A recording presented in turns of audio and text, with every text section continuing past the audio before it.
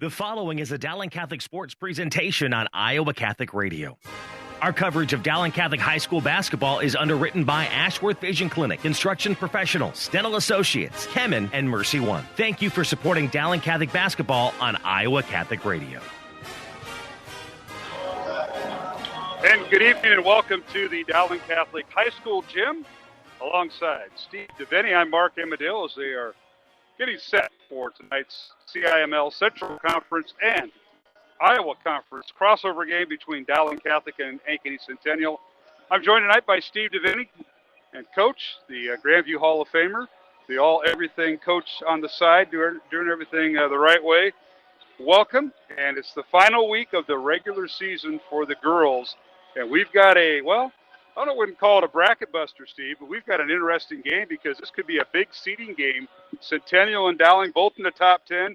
Dowling hoping to get a home seed in the top 8, and Centennial trying to hold on to their top seed, if so to speak, as the brackets come out tomorrow. And welcome to the broadcast, sir. Yeah, thank you. It's going to be a great ball game tonight between two top 10 opponents, both with basketball-rich traditions, and this should be a very fine game tonight for the kids. Oh, it certainly should. And we've got these two teams, Ankeny, Centennial, and Dowling, used to be in the same conference. They rotate the conference in the CIML every 2 years, as you know, Steve. So we do not see those Centennial twice. I talked to Coach DeYoung, the Centennial head coach, last night, and I said, hey, I used to see you home and home. He says, yeah, they rotate the conferences. Now we got longer drives. We go to Mesa City. That's true. Mesa City, Marshalltown, and Fort Dodge. Yeah. And I said, just be careful at Marshalltown. There's a couple of statues that we're trying to find. And he says, DeVenny and Boston, I've heard you guys talk about that. Yeah. No, Scott DeYoung and I go back, over 30 years. When I was first out of college, I used to referee some high school basketball. When you're a rookie, you go out into the smaller communities and cut your teeth. And I was up at Colo Nesco doing 6-on-6 with Coach DeYoung. I couldn't figure out what the travel rule even meant, but he was kind to me, and I've known him ever since. Our daughters roomed for one semester up at University of Northern Iowa together, and so we go way back, and he's a first-class individual and a Hall of Famer with 7 state championships. He's a delight to talk to, and I'll tell you what, his teams are always well prepared, and they lead the state in defense, giving up just 33.2 points a game. We'll talk about that in our Keys to the Game presented by DeArmond Ford in Enola. We'll come up with that later, but very tough defensively, and I'll tell you what, Dowling's going to have their hands full. It's a one-time meeting this year because we go into the postseason next week. But this has got to be the toughest that Dowling's going to be guarded tonight. Well, except for Johnston, except for Waukee, and except for Valley. Other than that, Coach DeYoung team, they just come out and guard you. No, I think that's right. I think that Johnston and Waukee have very good enthusiasm and great athleticism and all that. But I think Scott is the founder of the good perimeter, full court, physical defense. He invented it in this league, and a lot of it, I don't want to make excuses early or put too much pressure on the officials, but sometimes when you play his teams, it depends upon how the game is called, because if the officials are calling it fairly close, sometimes his good defenders have a tendency to get into foul trouble, but if they let it go a little bit, then it becomes advantage Centennial. Well, we'll see how that all transpires. Of course, the Centennial Jaguars under Coach DeYoung is 8th year. Ironically, Ankeny Centennial girls and boys have both. He's coming up here to say something to you. I think he says, "Can I suit up one of your daughters?" You go ahead and take that, Steve. But the Centennial Jaguars, both the girls and boys coaches, Scott DeYoung on the girls' side and Bob Fontaine on the boys, they've both been there since the inception of the school, which is now in its 8th year. And Coach DeYoung has led them to a state title in his short period of time there. But the Jaguars come in. They've won 6 out of the last 8 games. Their only losses this year were number 10 Valley on the road at Valley, 61-47 back on January 9th, right off the Christmas and New Year's break. And their other loss was last Tuesday night, a week from tonight. They lost at home to number 2 Waukee, 56-46. That's the Jags' only 2 losses. They've won 5 in a row before losing last Friday. And, again, they have not played many top 10 or 15 teams, just Waukee and Valley. So they haven't seen the battle of the CIML, but that's not their fault. That's just something that, that's realistic. And tonight they're going to get a top 10 team in Dowling Catholic. Yeah. No, I think coming into the game, Mark, if I had to guess, it'll be a very, very tightly contested match. And we'll see. I mean, obviously every game's different, but I would guess this probably goes down to the wire against two teams that are very evenly matched. When you start talking about strength of schedule, the Jags haven't played quite the schedule the Maroons have, so the Maroons are probably more battle-tested, but that won't matter. Scott will have these kids ready. Well, for Dowling Catholic, they come in with the number 9 ranking. Their record is 9-4. We mentioned Centennial. They're ranked 5th, and their record is 11-2. Dowling coming off, they've won 6 out of their last 8 games, lost to number 1 Johnston and number 4 Southeast Polk here during that 8-game stretch. And they're coming off a win on Friday night as they defeated Urbandale 40-28 in a very low-scoring game. Urbandale's defense wasn't too bad on Friday, but that was senior night, a lot happening, and the Maroons get the win. And, that sets us up for this week. Doesn't get any easier as number 1 Johnson's on the horizon for Dowling on this Friday, but tonight it's Centennial. And the Maroons, Lexi Bowles and I tell you, Lexi and Emma Gipple are two of the glues, but when the Maroons can shoot the outside shot with the 3 guards, McVeigh, Tobias, and Wishman, they're a pretty balanced team, but you got to neutralize the turnovers and obviously shoot well. And there's a lot of factors that go in, and that sets up for an interesting matchup with the Centennial team we were talking about earlier. Yeah, no question about it. And I think that Centennial, just reputation alone, Urbandale last time we were together on Friday, they slipped into a 2-3 zone, and that proved to be very effective as they were sagging in on the post on Lexi Bowles and held her in single digits. Centennial might have watched that film. They might not have watched the film, but it won't matter. Scott DeYoung can't even spell zone defense, so it's going to be pressure man all night, and we're going to find out how good a shape the kids are in also, because they'll get after you the full length of the court, and you'll know that you've been in a heated contest when this is over. No question about it. Along with Steve DeVinny, I'm Mark Amadale, pregame here on Iowa Catholic Radio and CISN.TV. We want to welcome them to our simulcast. We're going to take a 1-minute break. I want to remind you, our supporters of Iowa Catholic Radio, Ashworth Vision Clinic, Construction Professionals, Dental Associates, Kemet, and Mercy One. Of course, CISN will be playing their ads when we take this break. It's Dowling and Ankeny Centennial. Early start, 5 o'clock here at the Dowling Gym. And we'll be back with more after these messages. Support for Iowa Catholic Radio and Dowling Catholic Sports is provided in part by Ashworth Vision Clinic. With 2 licensed optometrists, Barbara Sheets, a Dowling graduate, and Dr. Craig Harper, the Ashworth Vision Clinic team provides complete eye exams, contact lenses, glasses, glaucoma testing, and pre- and post-operative care. Ashworth Vision Clinic is located at 60th and Ashworth in West Des Moines. 515-440-4610 or online, ashworthvision.com. Amazon Smile is a simple way to support Iowa Catholic Radio. When you are shopping on Amazon, consider shopping through Amazon Smile instead. When you do, you get all the same great deals, and your order will also help support Iowa Catholic Radio. All you need to do is choose Iowa Catholic Radio as your nonprofit to support when you first log in, and Amazon will do the rest. Every Amazon Smile order you make, Amazon will donate to Iowa Catholic Radio. Support Iowa Catholic Radio while you shop at smile.amazon.com. And thank you for supporting Iowa Catholic Radio. Iowa Catholic Radio, KWKY Des Moines, K233BT Des Moines, KIHS Adel. Listen online anytime at iowacatholicradio.com or download the Iowa Catholic Radio app.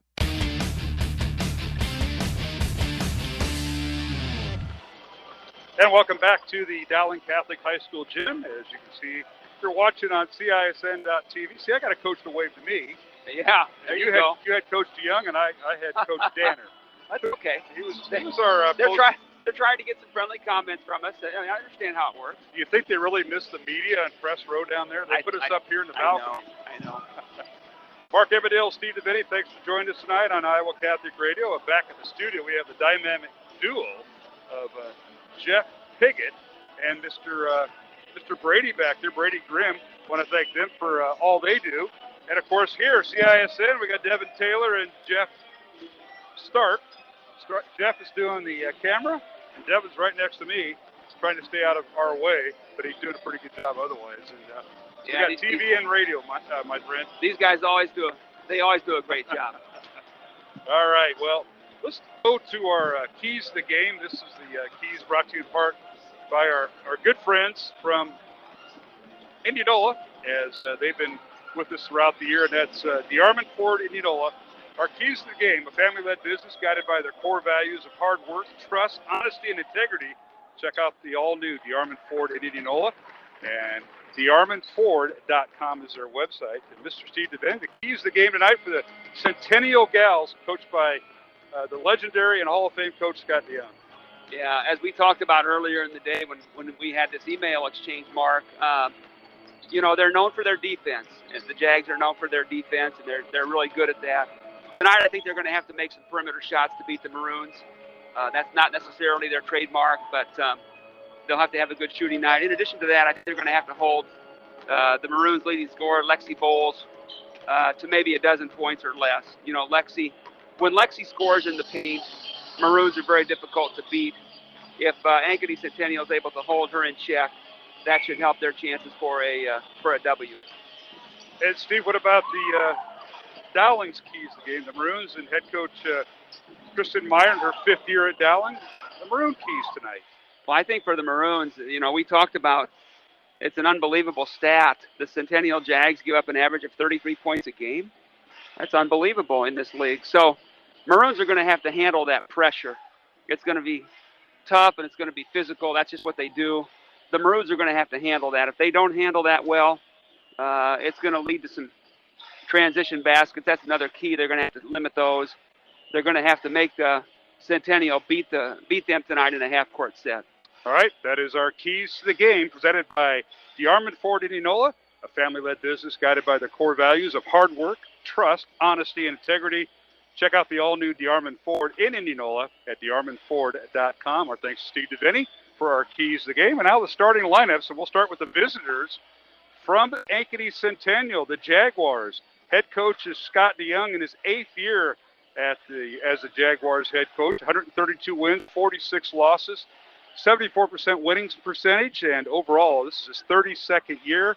You must have got him in year 10 when you were refereeing his games up at Colo when he was there. What year is it, Mark? 32 for Scott. Yeah. So overall. I must have had him in his first year, 2 or 3, something like that. That was, it goes back a while. Well, he's accomplished. He just had his 650th win a few weeks ago.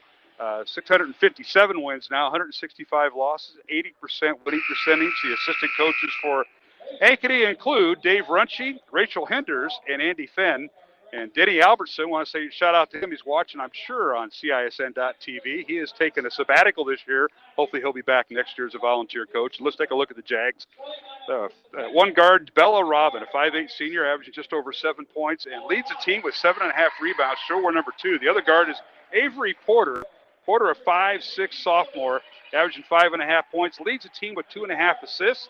Showwear number 10. The other guard is Ellie Street, a 5'10 junior, averaging 4.5 points, leads the team with 19 steals and 9 blocks. And showwear number 40.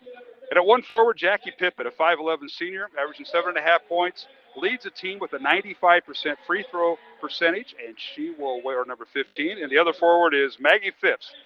Phipps, a 5'11 senior, averaging 19 points, and leads the team with points and made threes with 36 threes, and an 88% free throw shooter. The young lady is heading to Drake University next year after transferring from North Polk last year. So it'll be Robin, Porter, Pippett, Phipps, and Street, the 5 on the floor for the Jaguars. And now for the Dowling Catholic Maroons. They're wearing the white uniforms tonight. The head coach is Kristen Meyer in her 5th year, 86 wins, 23 losses, 11th year overall after coming over from Nevada. They will start Ella McVeigh, a 5'7 senior, along with Margaret Tobias, a 5'6 senior, and Maddie Wishman, a 5'7 senior, the 3 guards. Emma Gipple is a forward, 5'10 junior, wearing number 23, and Lexi Bowles, a center, number 35, a 6'2 senior. That's a look at our starting lineups.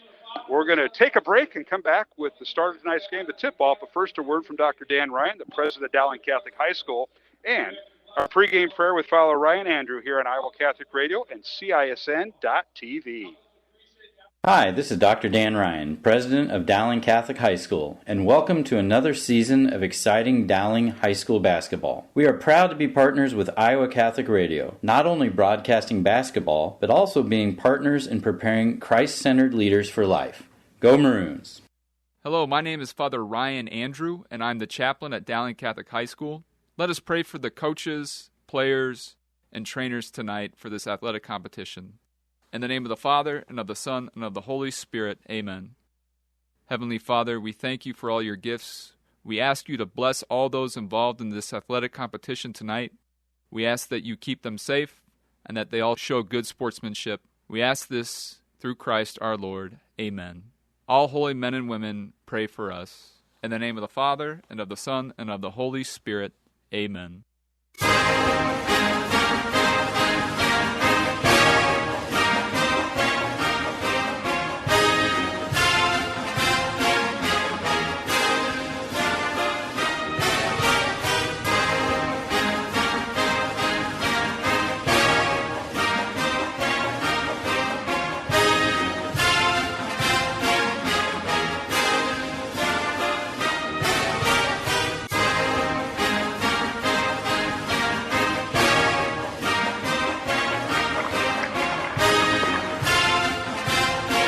And welcome back to the Dowling Catholic High School Gymnasium. Along with my broadcast partner, Steve DeVinny, I'm Mark Amadale. Coach DeVinny is indeed the Hall of Famer at Grandview University and Senior Vice President of Investments and Branch Manager, Raymond James and Associates. And so we've got an expert lineup, so I'm trying to describe to our listeners and our viewers tonight. Mark, you're the Hall of Famer at Dowling. You're the softball Hall of Fame umpire. I'm just filling in. You guys asked me if I had a pulse, and I did. And so you gave me the job. But I sure enjoy it. Well, we love having you around as, even some of the coaches that I've noticed. Coach Wilson, athletic director, talk about a future Hall of Famer. When Tom, whenever he decides to hang it up, they really like you. And so the basketball coaches. I'm impressed after having 3 kids go through here. Sometimes parents don't kind of leave that way, but not you, my friend. Well, I just love these people. All the good they've done for my children. All right, we're underway here, Mr. DeVinny. Dowling and Centennial, Ankeny Centennial. The Jags come in with a record of 11-2. Dowling 9-4. The Maroons get the ball on the baseline. Shut up and good by Lexi Bowles. And it's kind of what you said earlier about keys to the game for Dowling. What they call a straight line drive, and nobody came over to pick her up. All right, Jaguars with the basketball. They work it inside. A shot up and no good by Maggie Phipps with an offensive rebound for the Jags and Jackie Pippett. So they work it inside to Pippett. She spins, whirls against Bowles. Shot is blocked, but a foul called. And Lexi picks up her first foul of the contest. So team foul number 1 on Dowling. Tough one. Our officials tonight, Todd Savage, Scott Cook, and Dave Suttner. Free throws coming for Jackie Pippett. And the first one is up and good. Now, did you say, Mark, that she's going to go play college softball? Volleyball or basketball? Jackie is heading to Nyack to play basketball, but she played volleyball at Centennial. Okay. Second free throw good. Mr. DeVinny, we're tied at 2. Her father played basketball on the south side at Lincoln High School years ago. Oh, my goodness. That line of Pippets, all right. Yeah, there's quite a few of them. Dowling with the basketball. Maroons with their 3 guards, McVeigh, Tobias, Wishman. With the basketball is Tobias. She's cut off. Maroons doing their dribble weave. Here's Bowles outside the 3-point arc. And now looks to spot up Can't. Now they post up McVeigh inside, and she draws the foul. Of course, this Ankeny defense, the Centennial defense, rather, is going to make the Maroons work. They get Porter for the foul. Avery with her first. Porter, a 5'6" sophomore. The Maroons will inbound the ball. So we've had a foul on each team in the first minute and 3 seconds. McVeigh throws it in, gets it to Bowles. Lexi now with Dowling going 4 out, 1 in.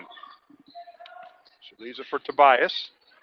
Now gets it out to Gipple down the lane, underhand scoop shot, good. She went through some traffic to get that one down. It's a big-time drive right there by Emma. Gipple with her first 2 points, 4-2 Dowling. Jags the other way. In traffic.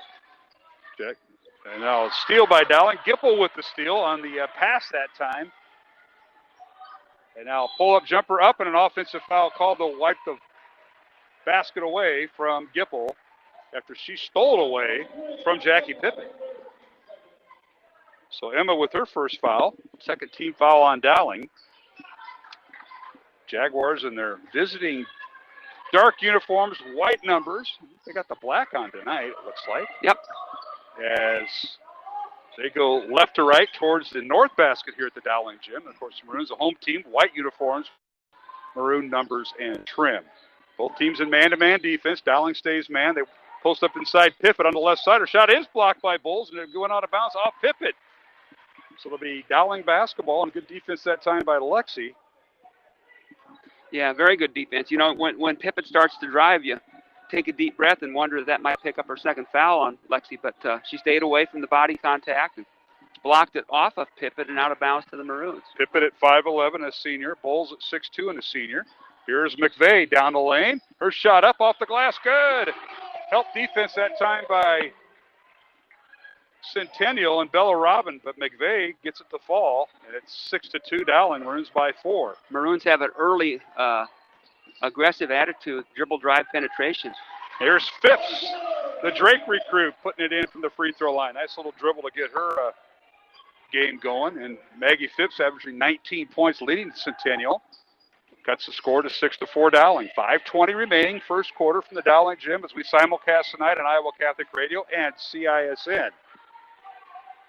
If you're watching on CISN, it's CISN.TV, the website. It's also on YouTube. Here's McVeigh down the lane again. Her shot up and no good, but drew the foul. Looks like Pippett this time, I think. It'll be a shooting foul also, yep. Steve. I think that's right. And they are going to get... on Street? They're going to get Ellie Street, the third guard for Ankeny, who drew the foul, and McVeigh with the free throw that's good. She now has 3 points. Tonight's game here on Iowa Catholic Radio, brought to you in part by Mercy One, Kemen, and Dental Associates. Mark Amadale, Steve DeVinny tonight. Second free throw, no good. Robin with the rebound for Centennial, and now we go the other way with Phipps. Down the lane, she goes right side. Her shot up, partially blocked by Bowles, and the rebound put up by Ankeny. It's no good. Pippett had her shot blocked and out of bounds to Centennial, and so the Jags with some offensive rebounding there. Yeah, good flurry, but the help defense had to come over, and then we were out of position for rebounds, and Centennial with 2 or 3 offensive rebounds. Now an illegal screen, I think. Yep, they're going to get Bella Robin with the illegal screen. So both teams with 2 fouls each. Maroons starting their substitution pattern. Julia Moore, 5'6" sophomore, averaging 4.5 points. And 20 steals on the year. Checks into the Dowling lineup. 13 foul on Ankeny, Centennial. And it's 7-4 Dowling with 4:45 remaining here in the first quarter. Moore, dribble handoff to McVeigh out beyond the 3-point line. Left wing. Now McVeigh dribbles to the right side. Backs in against Avery Porter. Now in the corner for Gipple. Pull-up jumper, no good. Fight for the rebound. And Pippett comes away with it for the Jags. Down court it goes to Porter. Top of the key to Robin. Robin, a bounce pass, and she thought Phipps was going to go one way. She went the other. Turnover against the Jaguars. Yeah. Excellent hand in the passing lane there by Julia Moore to cause that turnover. And as you say, they weren't sure if they were going to be a dribble handoff or it was going to be a backdoor cut. And the result is out of bounds in favor of the Maroons. Dowling's done a good job of cutting their turnovers down. They were up near 18, 19 a game, and now Moore is guilty of the travel. So Julia turns it over for Dowling. Probably should have handed the ball off there to Ella McVeigh. There were 2 defenders waiting for her. Now McKenna Clark, number 11, checks in for Centennial, the 5'7" sophomore, averaging 6.5 points. For the Maroons, Olivia Bailey just checked in for Lexi Bowles.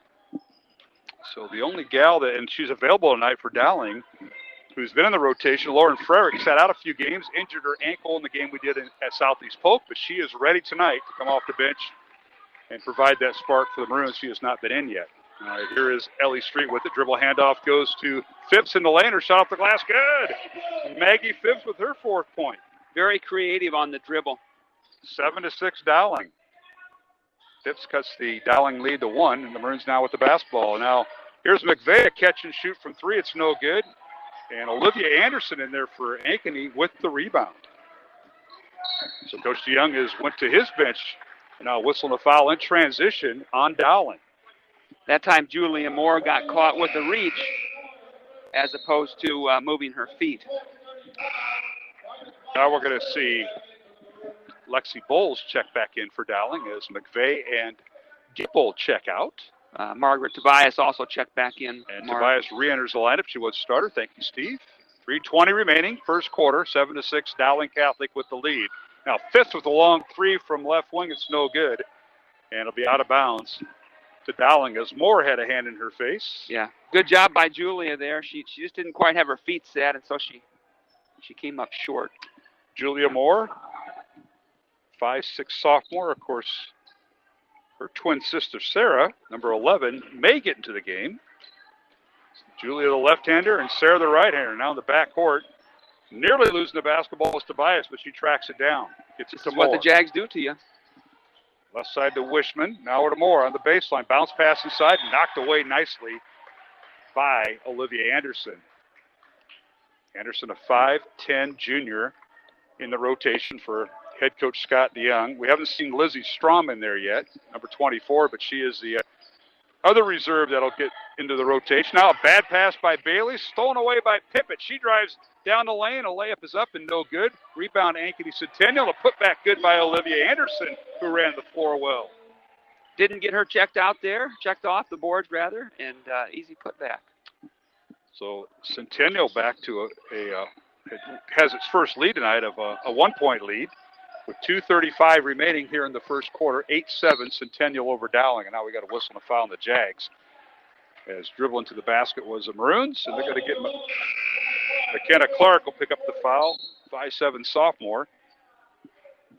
As Lizzie Strom now in the lineup for Centennial, 5'11" senior, averaging 7 points. And the only one missing right now is Cleo Murray, who is back. She was a starter last year, and she is in the lineup now, number 25, with the left knee on her left brace. And Maroons lob it into Bowles in the lane, and she drew the foul. Olivia Anderson, maybe? Yep, her second. Or first foul, excuse me. Thank you, Denny O'Grady. But Cleo Murray, what a story. She played her first game Friday night after blowing out her ACL and MCL this summer, and this is just her second game. And now Bowles is triple team and forces the tie-up. Looks like that'll go back to the Jags. That'll be a jump ball and a turnover for Dowling. Yeah, good. When she put the ball on the floor, there were two other Jags that came over to help, and that was trouble. Triple team. Yeah. 8-7. Centennial with the lead. Jags in the front court, left to right in front of us, going towards the north basket here at the Dowling gym, which is partially full because of the restrictions. Now, the line of shot is blocked by Bowles, and that was Cleo Murray's shot. Rebound comes out to Dowling. Here's Julia Moore with it, looking inside the Bowles. She's double-teamed, splits the difference and scores. Strong move by Lexi Bowles, her 4th point. Strong move is right, Mark. Big-time strength to go through those two defenders and get the ball up off the glass. That's a pull through and score, and Lexi did it really well from that left block. And now a catch and shoot for Phipps. It's no good from the left wing. Rebound Dowling and Bowles. Maroons in transition. They're looking up. Tobias with it underneath and lost it, and they say it went out of bounds off of Centennial and Lizzie Strom. So it'll be Dowling basketball. Oh, what are they going to talk about? The clock went bad on us, Mark. Oh, we lost everything. We lost connectivity. I believe there should be in the neighborhood of about 1 minute left in the first quarter. Can we go to replay? Exactly. No, exactly. Well, they got to reboot the clock. I think they're going to go with a official's timeout. So we will too. I'm not sure how much time's in the clock. There it is. 1:42. Yep. 1:42 remaining here in the first quarter. Dowling Catholic 9. Did we lose? Centennial 8, and it's all firing back up. And we're going to take Coach Crandall, the sophomore football assistant coach. We're going to take a 1-minute break and return here on Iowa Catholic Radio and CISN. Professionals for underwriting our show, Man Up. Heard Mondays at 9 a.m. and 9 p.m. Construction professionals have been long supporters of Iowa Catholic Radio, and we've seen their work. It's beautiful. They do remodeling or new construction that is innovative, functional, and designing what you want. It's a family business built on a strong foundation to create a new or remodeled home that is uniquely yours. cpcustomhomes.com. From our family to yours, God bless. Thank you, construction professionals. Thank you, Dental Associates, for underwriting Dowling Catholic Sports 365. With over 40 years' experience, Dental Associates is a group dental practice with the mission of promoting optimum health and well-being to all patients, providing preventative, restorative, and cosmetic dentistry for the entire family. Message underwritten by Dr. Kenton Gleichman, Dr. Steve Karbaka, and Dr. Ben Nagel. Dental Associates, addressing your smile, needs, and dreams. Online at DesMoines-DentalAssociates.com.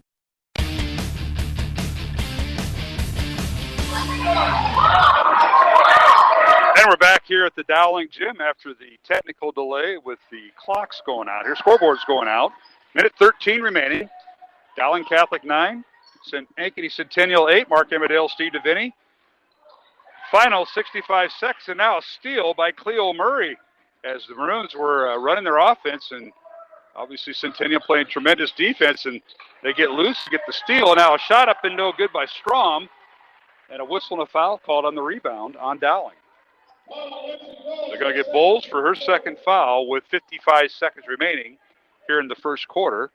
And free throws coming for Centennial. 14 foul on Dowling, 5 right now on Centennial here, Steve. That's free throws unfortunate. Good. Yeah, it appeared that Lexi Bowl on both of those foul calls was straight up and down, and unfortunately it didn't go that way for the Maroons. Lauren Frericks for the first time tonight after missing a few games with an injured ankle into the lineup, number 31. Second free throw is no good by Olivia Anderson.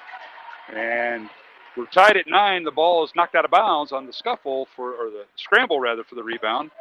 It'll be Centennial basketball with Phipps to throw it in. Lauren Frericks checked in for Bowles now because Bowles has 2.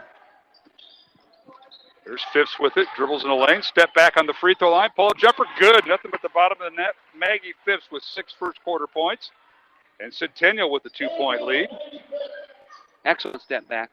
Dowling with the basketball. Here's Tobias with it. Tobias now out front after a Wishman dribble drive. And now a long free by Tobias. Up and no good. It hit the dead ball guy wire, if you will, the basket support. That's a dead ball out of bounds to Centennial with Ellie Street returning to the lineup and Cleo Murray sitting down. It's good to see Cleo back in there. She played a few minutes Friday night in her first game back, but missed all summer and obviously the early part of the season with that ACL, MCL, and that knee heavily braced, and rightly so. Those injuries are just devastating. Yeah, always happy to see a young lady or young man get back before the season's over so they don't miss the entire season. Here's Street with the 3. It's no good. Ball rattles around and picked up by Wishman. Here's Dowling with the ball. And McVeigh with it. She turns, shoots with the left hand. Good! A left-handed shot at the buzzer by Ella McVeigh. That's her glove hand, Steve. Yeah. No, that was a big-time shot. And she had the presence of mind to know the situation and know how much time was on the clock. And we're tied at 11. Dowling and Ankeny Centennial here at the Dowling Gym. Back in 1 minute here on Iowa Catholic Radio and CISN.TV. Support for Iowa Catholic Radio's broadcast of Dowling Catholic sports and activities is provided by Chemin, a global ingredient manufacturer using science to transform the quality of life for 80% of the world. Chemin is on the leading edge of molecular science, manufacturing more than 500 specialty ingredients for the human and animal health and nutrition, pet food, aquaculture, nutraceutical, food technologies, crop technologies, and textile industries. Chemin strives to sustainably transform the quality of life every day for 80% of the world with their products and services. Chemin, using science to transform the world. Online at chemin.com. Thank you to Mercy One for their support of Iowa Catholic Radio. From the cardiovascular experts at the Iowa Heart Center to the pediatric services of Mercy Children's Hospital and Clinics, Mercy provides complete care for Central Iowa's adults and children with more than 50 primary care and specialty clinics in the Des Moines area. Find a convenient Mercy One location near you. Online at mercydesmoines.org.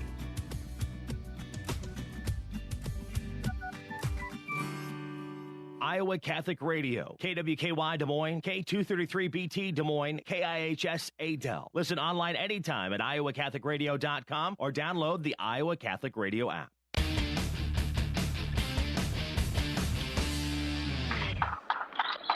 And we're underway here in the second quarter from the Dowling Gym. Centennial and Dowling all tied up at 11, and a corner three up and no good by Maddie Wishman. Maroons get the offensive rebound, and a second opportunity, a shot no good by Lauren Frericks, who checked in right at the end of the first quarter, and Centennial comes away with the rebound. And now McVeigh ties up Pippett right at the free throw line. It'll be Centennial basketball.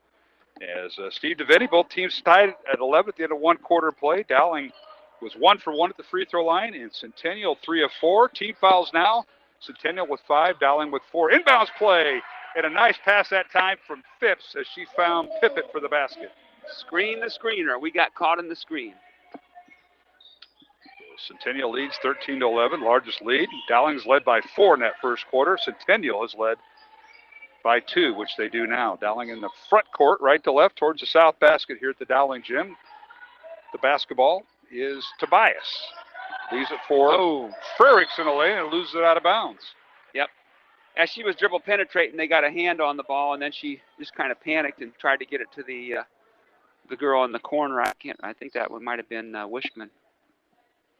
Credit so far tonight to Ella McVeigh. Boy, she's been everywhere. Offensive rebound, hands in the passing lanes. Led the team with that first quarter with 5 points out of the team's 11. She's really been a spark plug these last few games, and she's picked up her scoring, too. All right, Centennial with the basketball. This is Bella Robin back in there.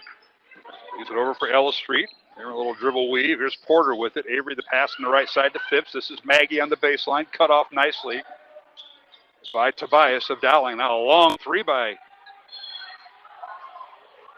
Phipps is no good. Out of bounds to Dowling. Julia Moore checking into the Dowling lineup, and she'll replace Margaret Tobias. Steve, I want to mention some other games going on tonight. These will be 6:15 starts. Lincoln is at Johnston, a girl-boy doubleheader. Ames at Southeast Polk. That's also on CISN tonight.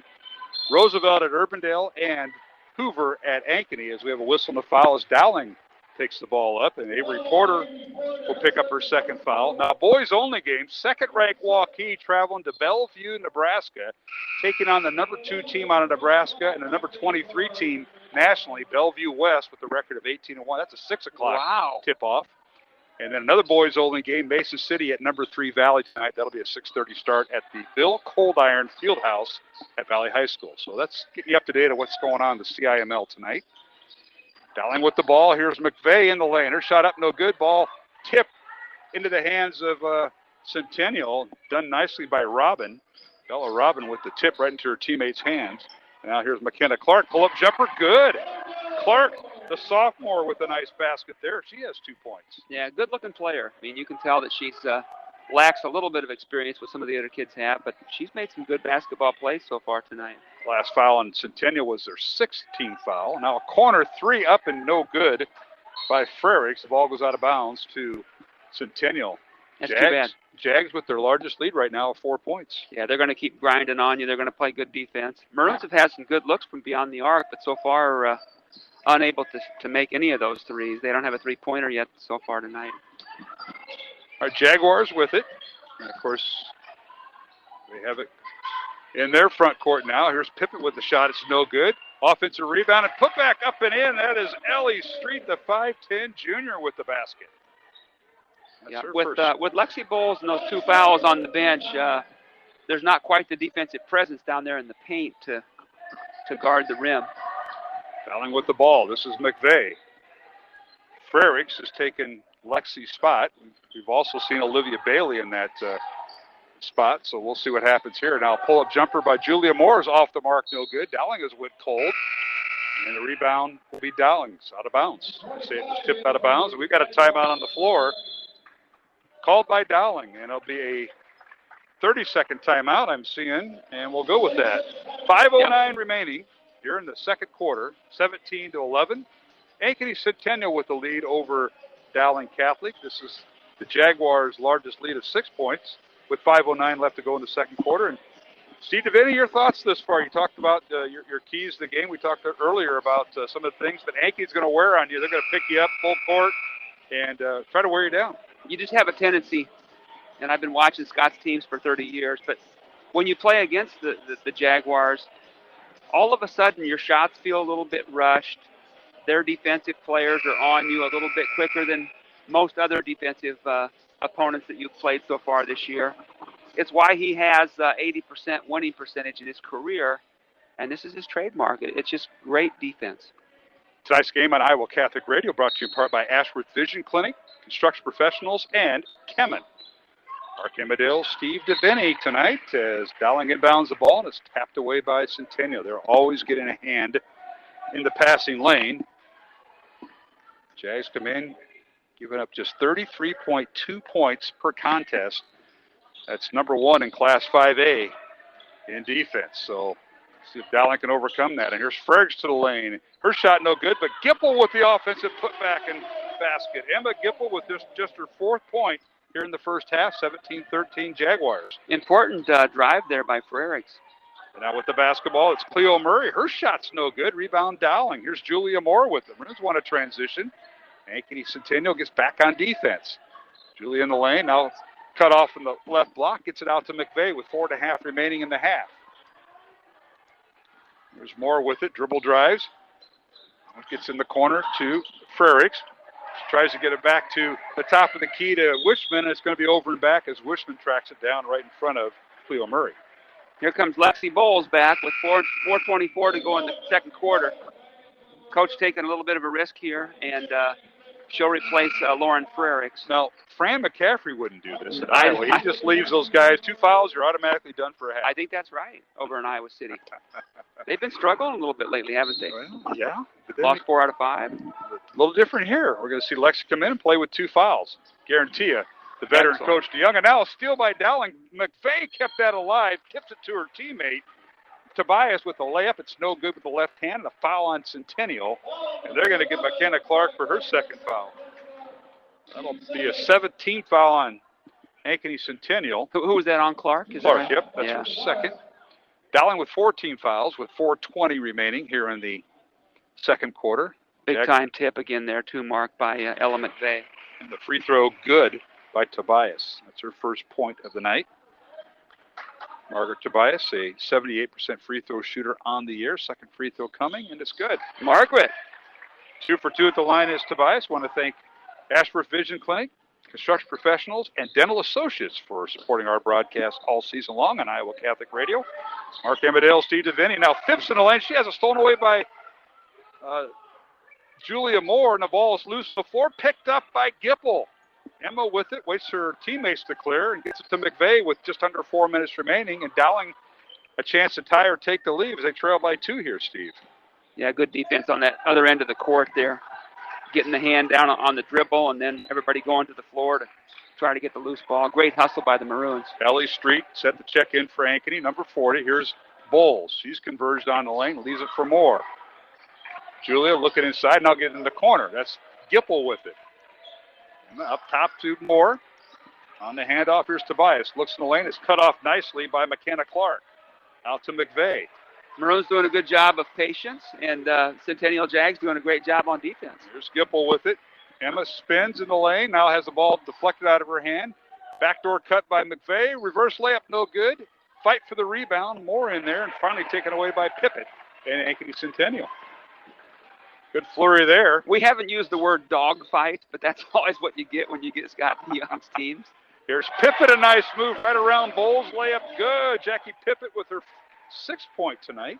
Lexi had to be a little bit cautious with that second foul, and so she just made her shoot over the top and give Pippett credit for converting. Yeah, Lexi's kind of hampered. They get the ball down low.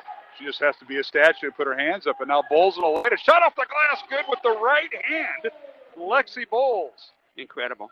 Really, really hard to stop when she gets her head of steam going down the middle of the lane like that. She went through 3 defenders. Now pull-up jumper by Phipps is no good. Weak side rebound. Comes out to Murray, and a long 3. It's no good by McKenna Clark. Rebound Bowles. Outlet pass to Moore. 19-17. Centennial by 2, and now Moore down the lane, and she draws the foul with the left hand. Layup was no good. Number 11. Clark with her 3rd. That's McKenna Clark off the bench for head coach Scott DeYoung. Not a very deep bench for Ankeny Centennial. Yeah. But it has gotten better. Cleo Murray has gotten some minutes. They're trying to get her in a few times. So they've got a 9th player now in their rotation. And Moore's first free throw, no good. Julia looking for her first points of the evening. Tonight's game on Iowa Catholic Radio brought to you in part by Mercy One, Kemen, and Construction Professionals. Reminder, at halftime, we'll catch up with Dowling head boys basketball coach Michael Connor will join us, or a member of the coaching staff. Will it be Jimmy Nahas or Nick Wagner? Well, you never know. OC was out with that protocol for COVID, so maybe these other guys have taken over the leadership of the team. Who knows? You know, he could have got Wally pipped like I did by Joe Stacy. That anything's possible. I understand that Joe sent down his resume to Iowa Catholic Radio last week trying to take your spot. I'm wondering why I have a meeting on Monday. I have to turn in everything, including my key. Thanks, Mr. Devaney. Unbelievable. Here's Strom with it. Lizzie has a ball stolen away by Dowling's Maddie Wishman. Centennial by 1 with 1:55 left in the half. Dowling, though, with the basketball. Here's Bowles coming off a ball screen by McVeigh, and it's stolen away by Lizzie Strom. And she goes to the basket with a spin move in the lane and scored. That was a beautiful move by Strom. My goodness. Lizzie, a 5'11 senior, with a steal and spin and basket with a layup. That was pretty. So it was.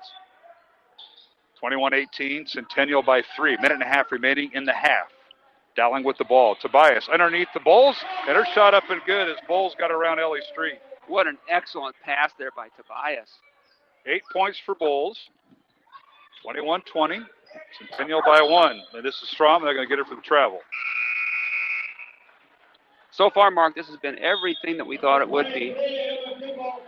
You know, it has, Steve. Good decision by Coach Meyer to get Bowles out of the game with 1:11 to go in quarter 2, prevent her from getting that third. Good decision. I think Dowling trailed by 6 when they put her in. Yep. That's the most Dowling has trailed tonight. Centennial has trailed by 4. That was early in the first quarter, and they have had the lead or near it. 65 seconds remaining in the first half. Dowling with the basketball. Centennial playing that close grip, man-to-man defense they do so well under Coach DeYoung. We talked about. Here's Gipple with it. Now underneath it, not looking for the basketball was Lauren Fredericks, but somehow she gets it after it was deflected. Little screen and roll. Gipple said, Lauren! No eye contact. Now dribbling in the lane is Tobias. Leaves it for Fredericks. She dribbles to the other side. Over in the corner, that is Wishman for 3, and it's good! Maddie Wishman with her 27th made 3 of the year and gives Dowling a 2-point lead. Yeah, first 3-pointer of the night for the Maroons, and not surprised that it would come from her. 25 seconds remaining in the first half. 23-21. Dowling by 2. Pull-up jumper in the lane. No good by Anderson. For the rebound. Ball's on the floor. Body's on the floor. And picked up by Maggie Phipps and now Centennial. As you can hear Coach DeYoung yelling through his face mask. Hey, let's play for one shot. 8 seconds.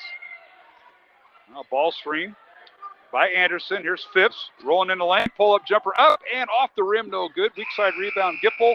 And we go to halftime with Dowling Catholic leading Ankeny Centennial 23-21. And what a second quarter that was, Mr. Steve Devaney, as Dowling, after a 11-11 first quarter tie, the Maroons take the lead at halftime by 2.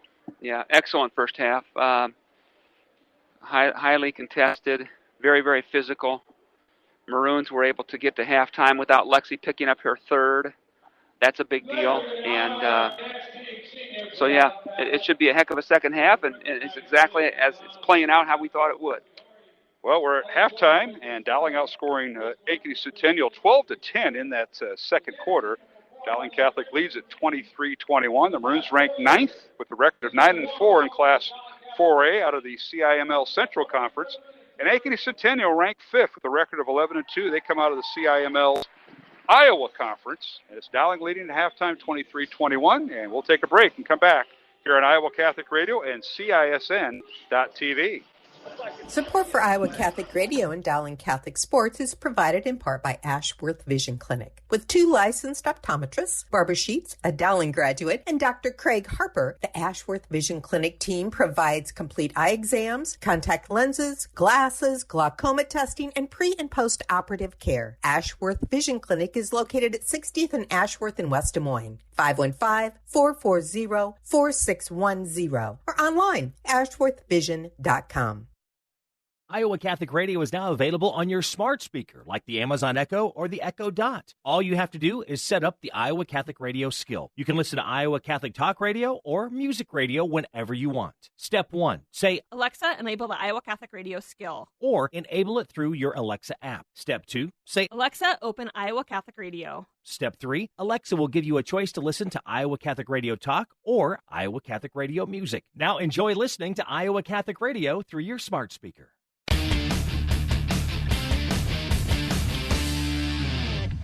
And we're back here at the Dowling Catholic Gymnasium alongside Steve DeVinny. I'm Mark Amadeo.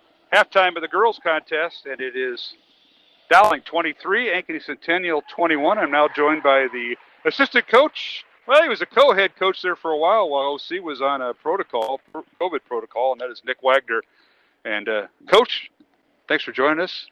I know you're getting ready for Centennial, and my former coach that I used to coach with, Bob Fontana's team, and he gave me all the details last night, but I said I wouldn't share anything. He just wants to win. That's how it goes. But welcome. Yeah, thanks, Mark. Good to be here. Hey, I got hats off to you and Jimmy Nahas while OC was on COVID protocol. Matter of fact, he went on protocol after I was on it. You guys did a tremendous job handling the team for those 2 weeks. I know it had to be difficult for Mike, but as he told us, you got to have good assistants. And Jimmy and yourself do a great job. And I know you both have full-time jobs and have a lot of stuff behind the scenes, families and that. Thanks for all you do. I mean, you've been here 1 year less than Coach O'Connor, 14 years, and thank you for all you do, Nick. Appreciate it. Yeah, no, thank you. It was an experience without Coach, but he obviously wasn't as impacted as some of his family members. So Coach had a lot of time to watch film and get scouts put together, and all Coach Nahas and I had to do were come and coach, practice, and then coach him during the game. So we were fortunate in that regard. Well, senior night's over, so that was quite the ordeal. 10 seniors, and I told OC this. There's not a whole lot of times where unless a senior's in the rotation, then the following year, his senior year, he probably won't be out. That's not the case at Dowling. You've got kids that just love being out, and they know their role. Practice, maybe it's a spot duty in games, or maybe a starter. These kids know their role, and that's always emotional on senior night. You just had that last Friday. Yeah, we have a lot of good seniors, good kids that are fun to coach, multiple personalities. But, I tell you what, we're fortunate to have the kids that we do, like a lot of other schools. But, it's just a little different over here. And, we have a lot of fun at practice, and we got to rein them in sometimes because they like to have too much fun during practice. But, for the most part, it's a blessing to have these type of kids in this program. Assistant Coach Nick Wagner is my guest here on Iowa Catholic Radio and CISN.TV. You can wave to the camera. You're on live. So, and Nick, obviously, you take on Ankeny Centennial. We know that Centennial's in a different sub-state, but Coach Fontana may have the toughest sub-state.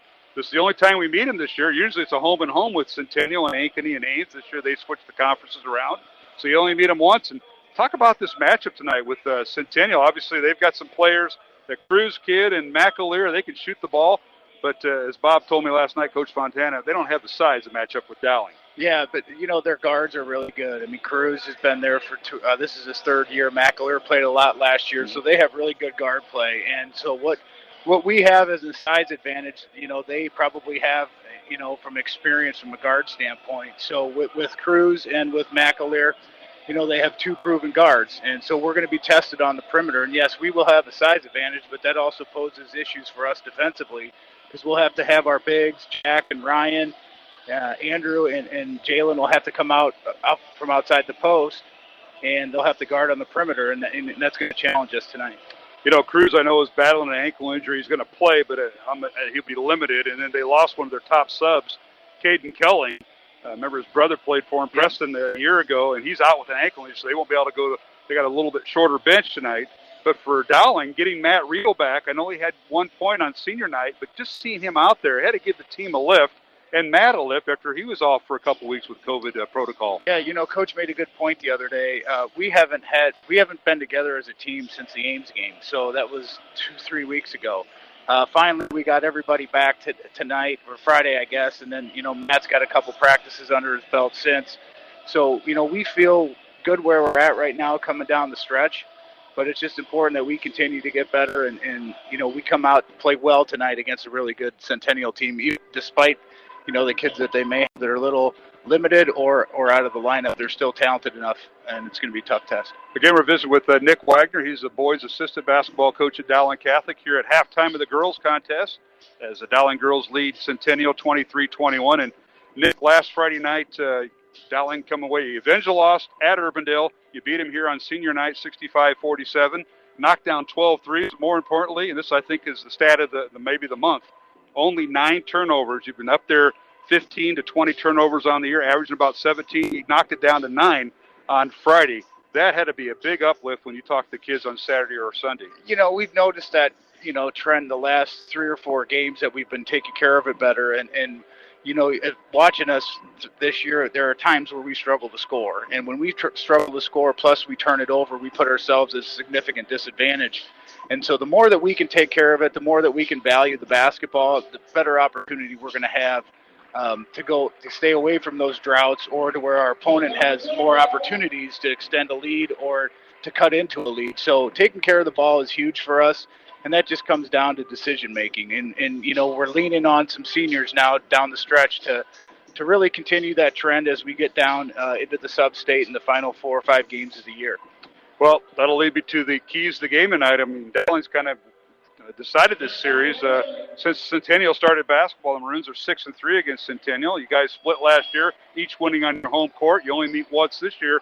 What are some of the keys to the game that you're looking to as part of the coaching staff at Dowling in the game with Centennial tonight? Well, we got to match their intensity. They're going to come out. They're going to play extremely hard at both ends. We're going to have to get back in transition, force them to play 5-on-5 in the half court. I think we can do that. We really like our chances. And then, the other item is we're going to have to go ahead and establish the post. We're going to have to get the basketball down inside, try to utilize our size. And then if they're going to double team or they're going to front the post, then we have to make sure we identify that and look to kick it out. Because as you said, on Friday, we had guys that we knocked down 12 threes. We know we have capable shooters, but we just like to work it inside out. And if we can do that, get some open looks, I like our chances.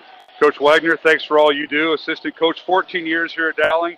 The big guy, O'Connor, had you by a year, and I know you're a Dubuque transplant too. We welcome you here, but OC's dad is, he's like the king of Dubuque. Do you still go back there and talk to him? He's all over. Yeah, John's been up there for a long time and does a lot of good things. Yeah, he's a great guy. So I'm fortunate to be here as long as I have been, and look forward to continuing it the rest of the year. All right, buddy. Thank you very much for joining us. You bet, Mark. Appreciate it. That's Nick Wagner, assistant boys basketball coach at Dowling. We'll take a break and come back with the start of the second half. It's Dowling Catholic 23, Centennial 21 in the girls' game. Back for the third quarter in 1 minute here on CISN and Iowa Catholic Radio. Thank you, construction professionals, for underwriting our show, Man Up, heard Mondays at 9 a.m. and 9 p.m. Construction professionals have been long supporters of Iowa Catholic Radio, and we've seen their work. It's beautiful. They do remodeling or new construction that is innovative, functional, and designing what you want. It's a family business built on a strong foundation to create a new or remodeled home that is uniquely yours. cpcustomhomes.com. From our family to yours, God bless. Thank you, construction professionals. Thank you, Dental Associates, for underwriting Dowling Catholic Sports 365. With over 40 years' experience, Dental Associates is a group dental practice with the mission of promoting optimum health and well-being to all patients, providing preventative, restorative, and cosmetic dentistry for the entire family. Message underwritten by Dr. Kenton Gleichman, Dr. Steve Karbaka, and Dr. Ben Nagel. Dental Associates, addressing your smile, needs, and dreams. Online at DesMoines-DentalAssociates.com.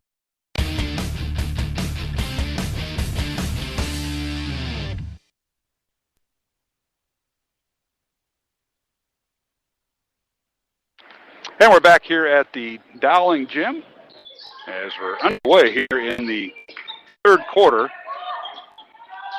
Dowling 23, Centennial 21. Now corner three up and no good by the Maroons. And now offensive rebound put back by Gipple is no good. Ball slapped around, and now we got a whistle and a turnover in the back court. So lots of things happening. Mark Embadale, Steve DeVinny here on Iowa Catholic Radio and CISN.TV. Maroons with quite a flurry there and couldn't get the shot to fall. They do force the turnover in the back court. Now the Maroons now losing the ball. That is Tobias having the ball stolen away from her. And here's Centennial in the front court. Phipps with a pull-up jumper right elbow, no good. Rebound Dowling and Ella McVeigh. McVeigh guarded by Ellie Street in the front court.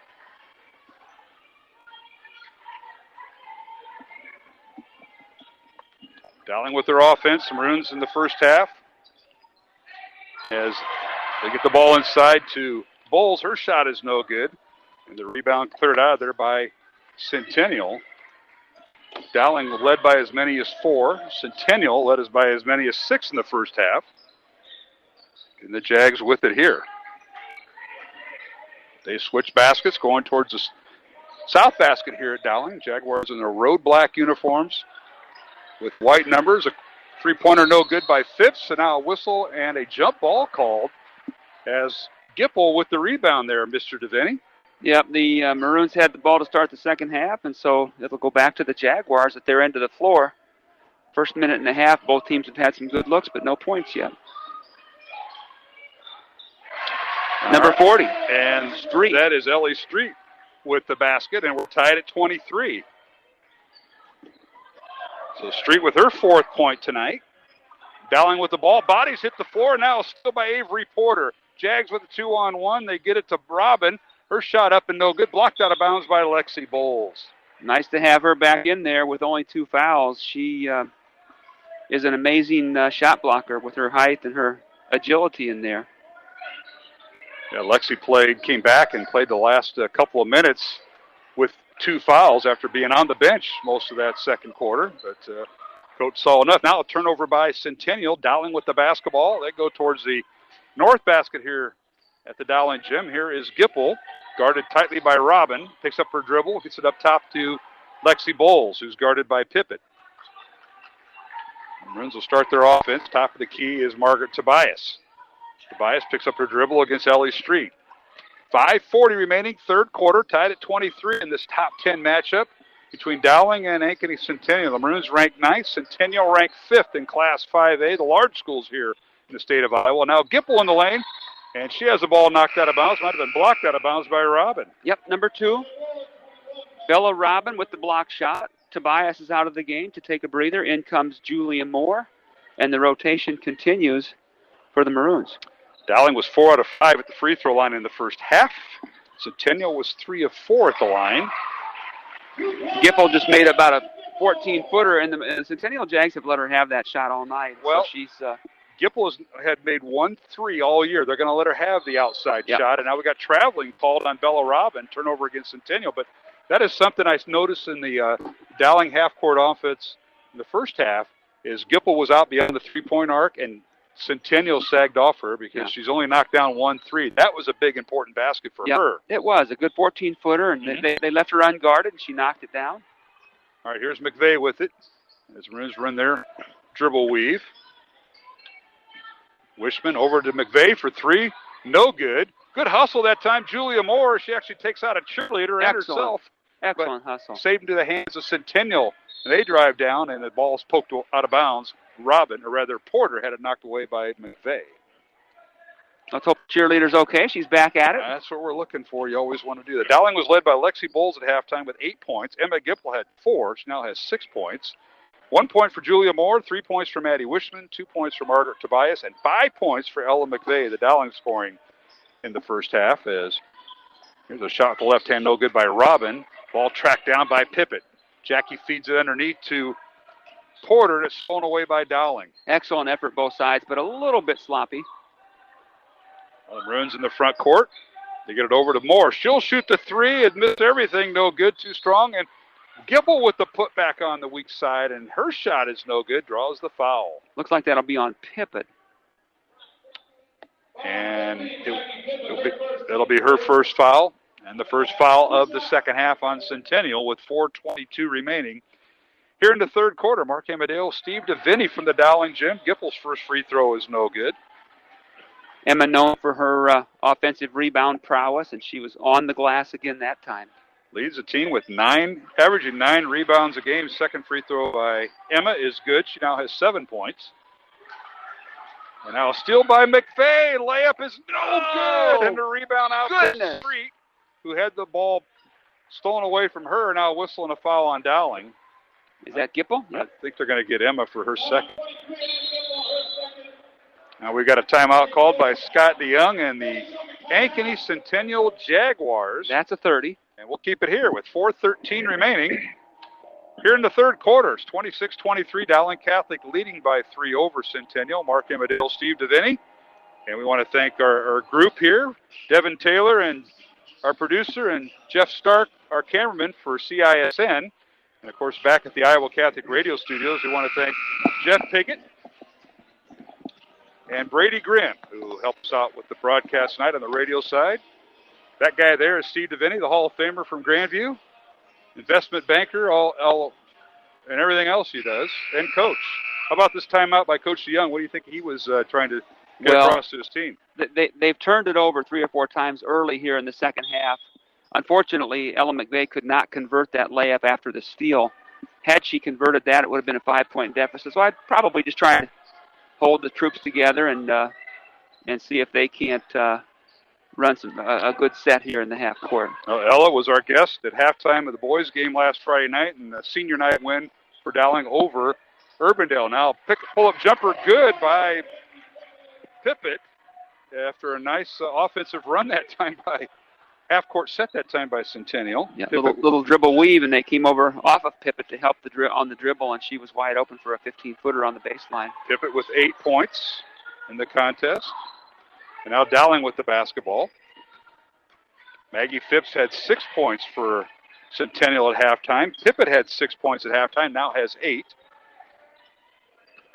Olivia Anderson off the bench with 3. 2 points from McKenna Clark.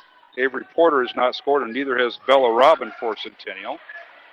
Lizzie Strom off the bench for 2. And Ella Street had 2 at halftime. She now has 4. And we've got a whistle and a foul on Centennial. That'll be on Ellie Street, her second.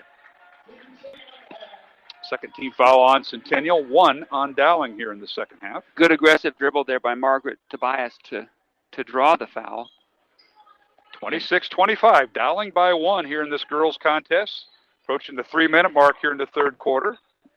Again, these two teams were CIML Central Conference rivals until they rotated them again. And Centennial now part of the Iowa Conference. Now a 3-pointer by McVeigh. Up and in and out, no good. Offensive rebound, Gipple. And the ball is blocked by Robin on the rebound. Excellent flurry, both sides. Good effort. Centennial with the basketball. They swing it over to Phipps. She dribbles baseline. Goes on the baseline. Now Centennial rotates the ball around. They get it out to Pippett. Boy, good defensive recovery by the Maroons. That was big. It's a page out of the Centennial book, and now a backdoor cut, and the ball is thrown away. They try to hit Ellie Street with the backdoor cut, and it's out of bounds. Ellie Street, unfortunately, ran into Bowles, and she wasn't going to move her, so the ball errantly was out of bounds and back to the Maroons. Let's take a look at some foul trouble here. Porter has 3 fouls for Centennial. McKenna Clark, 3 fouls for Centennial. And 2 fouls for Ellie Street. For Dowling, Bowles has 2. Gipple with 2. 2:15 remaining here in the third quarter. Down the lane, Bowles with a shot. It's too strong, no good. Rebound out to Avery Porter and the Jaguars. Good defense there by Pippett to prevent the drive. Dowling by 1. We've been on that score for a few minutes here, Mr. DeVinny. Yep.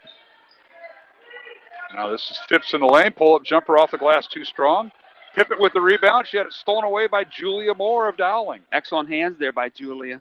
Not giving up on the board. Moore to her right, and she's going to be guilty of the travel. There's Julia Moore, Margaret Tobias, and Maddie Wishman, along with Emma Gipple and Lexi Bowles. The 5 on the floor for Dowling. Got to be careful on those dribble penetrations. As aggressive as the Maroons are being, they have to come to a jump stop and make sure they retain possession. Bella Robin, McKenna Clark, and Ellie Street for Centennial. As Robin has it at the high post.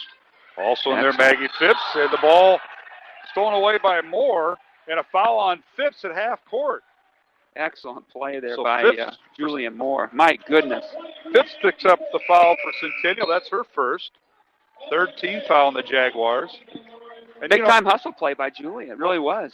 Well, I'll tell you what. We've seen Ankeny struggle to run to run their offense. A page out of Scott DeYoung's Centennial playbook on defense.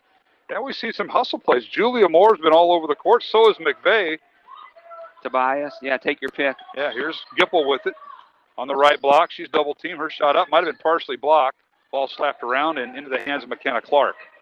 Centennial with the ball. Clark pass down low to Olivia Anderson. She leaves it for Ellie Street, and a layup is good. Nice give and go that time by Centennial. And that time the Jaguars just beat the Maroons back down the floor. 27-26, Centennial by 1 with 55 seconds remaining here in the third quarter.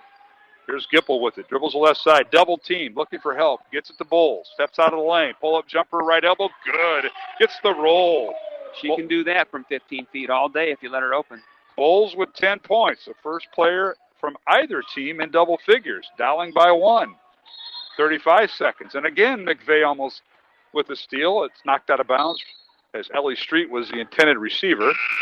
Sounds like a football term. Yeah, I don't know if we keep statistical stuff on deflections and hands in passing lanes, but McVeigh, I think she might lead the state in that category. She's been all over it. Yeah, they do, but they don't tell us. I think each team has a little unrecorded stat chart that only the coaches know.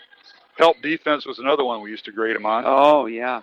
I see Coach Fontana's grading chart. I'll tell you what. Minus. Yeah, Julia's doing a great job on Phipps, their leading scorer. Down on the right side, Ellie Street dribbles baseline for Centennial. Her shot's no good. Rebound Dowling with 15 seconds remaining. And now McVeigh with it. She has a shot blocked out of bounds, and McVeigh hits the deck.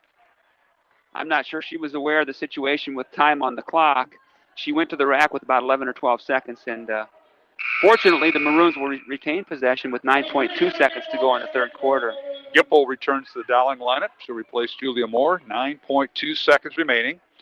Dowling by 1 and the basketball. The Maroons will go to a 1-4 set. They get it into Gipple. As they get it to Wishman, back to Gipple, top of the key with 4 seconds. Emma's going to go down the lane. She goes. Her shot up, partially blocked, and blocked by Robin. She drew the foul. Bella Robin with her foul, and that'll be her second. And free throws coming with 0.6 of a second remaining. Yep. Here in the third quarter, Steve. Yep, aggressive play usually ends up benefiting your squad, and that's exactly what Gip did. Took it hard to the rack as the time was running out. First free throw good by Gipple. She's 2 for 3 tonight at the line.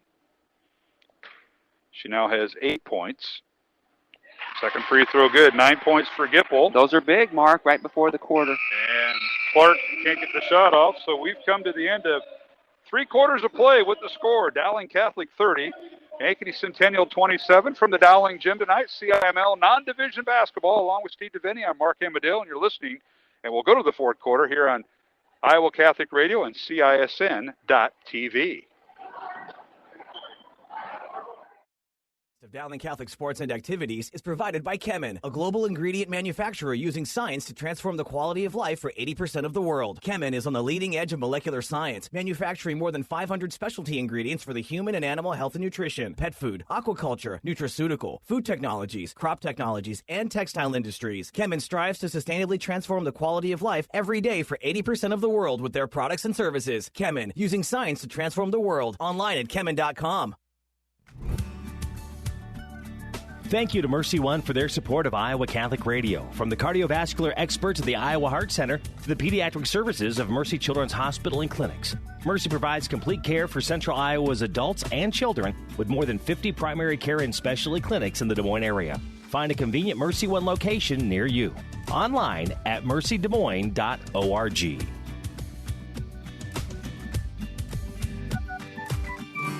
Iowa Catholic Radio, KWKY Des Moines, K233BT Des Moines, KIHS Adel. Listen online anytime at iowacatholicradio.com or download the Iowa Catholic Radio app.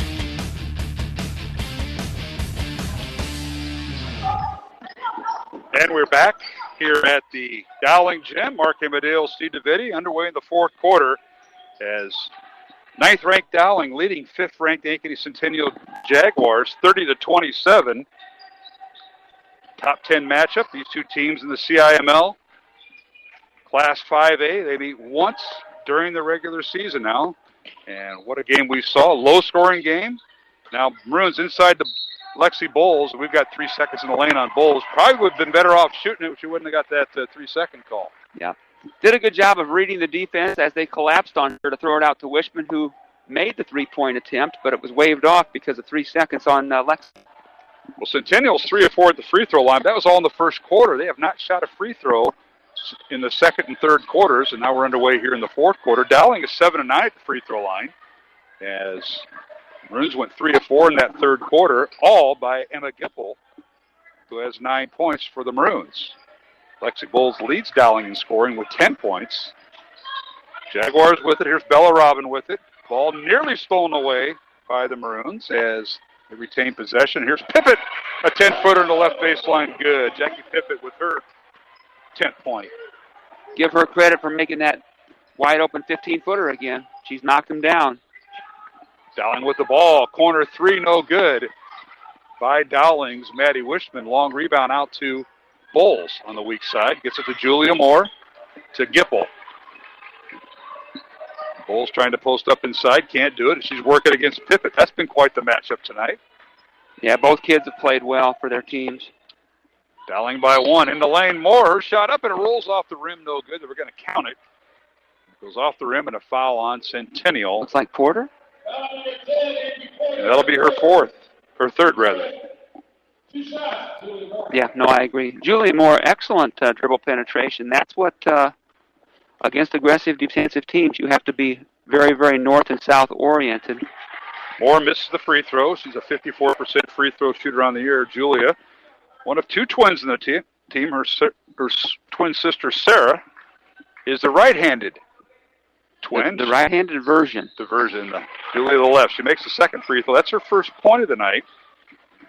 It's 31-29, Dowling by 2, and now Phipps in the front court. For Centennial, guarded by Julia Moore. Dribble handoff to Porter.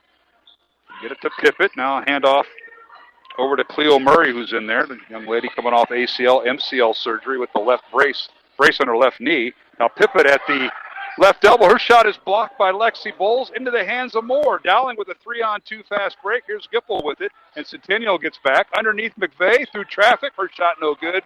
And the rebound, Pippett. One and done is Dowling. Excellent job of defense at the other end by Julia Moore on their best player, Phipps. She's done an excellent job on her tonight. Very aggressive, and both teams getting after defensively as we struggle to get in the 30s. Now Phipps on the right side. Dribbles against Moore and draws the foul. And on Julia, that'll be her second. Tonight's game on Iowa Catholic Radio brought to you in part by Mercy One, Kemen, and Ashworth Vision Clinic. Along with Steve Devaney, I'm Mark Amadale. Thank Jeff Piggott and Brady Grimm back at the Iowa Catholic Radio studios. Devin Taylor, our producer here for CISN, and our cameraman is Jeff Stark. And they both haven't missed a beat. Thank you both for what you do. Pippett's first free throw, good. Second one also good. Or rather, Phipps, I'm sorry. Yep. Phipps now 2 for 2. She now has 8 points. We got a tie ball game, Mark, just as we predicted early on tonight. Phipps came in averaging 19, has 8. It's still early fourth. Yep. 5.5 minutes remaining, tied at 31, as Mr. Devaney said. Down the lane, Gipple, her shot with the right hand, no good. Rebound, Pippett. And Centennial. She was in traffic there, Mark. Did a good job of penetrating through the traffic, but couldn't quite get the basket to go. Got a reach-in foul on Julia Moore, I'm sure. Yep. That's her third. Team third of the half. So the Maroons still have 3 fouls to give before Centennial's in the bonus, but you hate to give those up too early in the quarter. Looks like the Maroons want a full timeout, Mark. We'll give that to him. That's Moore's third foul, third team foul on Dowling, 5 on Centennial, 5:11 remaining here in the fourth quarter. We'll take a timeout. Tied at 31, Dowling and Centennial here on Iowa Catholic Radio and CISN.TV. Support for Iowa Catholic Radio and Dowling Catholic Sports is provided in part by Ashworth Vision Clinic. With 2 licensed optometrists, Barbara Sheets, a Dowling graduate, and Dr. Craig Harper, the Ashworth Vision Clinic team provides complete eye exams, contact lenses, glasses, glaucoma testing, and pre- and post-operative care. Ashworth Vision Clinic is located at 60th and Ashworth in West Des Moines. 515-440-4610 or online, ashworthvision.com. This is Matt Wilkham, Executive Director for Iowa Catholic Radio. Thank you for the many gifts and notes of encouragement we receive every day from listeners who are impacted by the positive message on Iowa Catholic Radio. Remember, our Spring Carathon starts Monday, February 22nd. Please prayerfully consider a pledge of $30 a month by calling 515-223-1150 or at iowacatholicradio.com. Thank you again, and may God bless you for your generosity.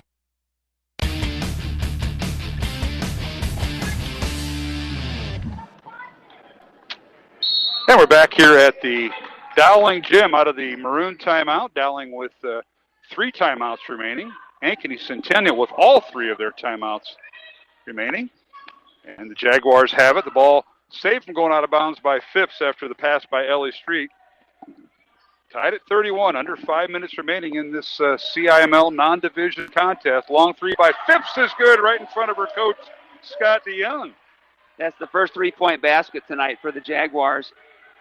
The Drake commit, you expect your best players to play well when the game is on the line, and so far Phipps has done a great job in the fourth quarter with 5 quick points. Yep, 11 points for Phipps. She had 6 at halftime. And as you mentioned, all 5 in the fourth quarter. Dowling with the ball. McVeigh for 3. Good. Ella McVeigh with her first 3. Not to be outdone. There's Ella. Big game, Ella. And we're tied at 34. That's only the second 3-pointer for the Maroons tonight. Wishman had one in the first half. This is going to be interesting. Centennial with the ball. Got to get some stops if you're the Maroons. Now they pick up they get it to Phipps. Back to Pippett. She'll launch that 3. Good!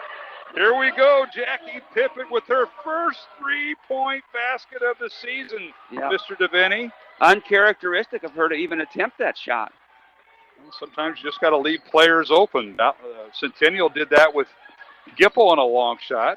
And now Gipple in the lane. Her shot is blocked out of bounds. They say it went off of Phipps. Emma's a little frustrated. Here comes Tobias back in for Wishman.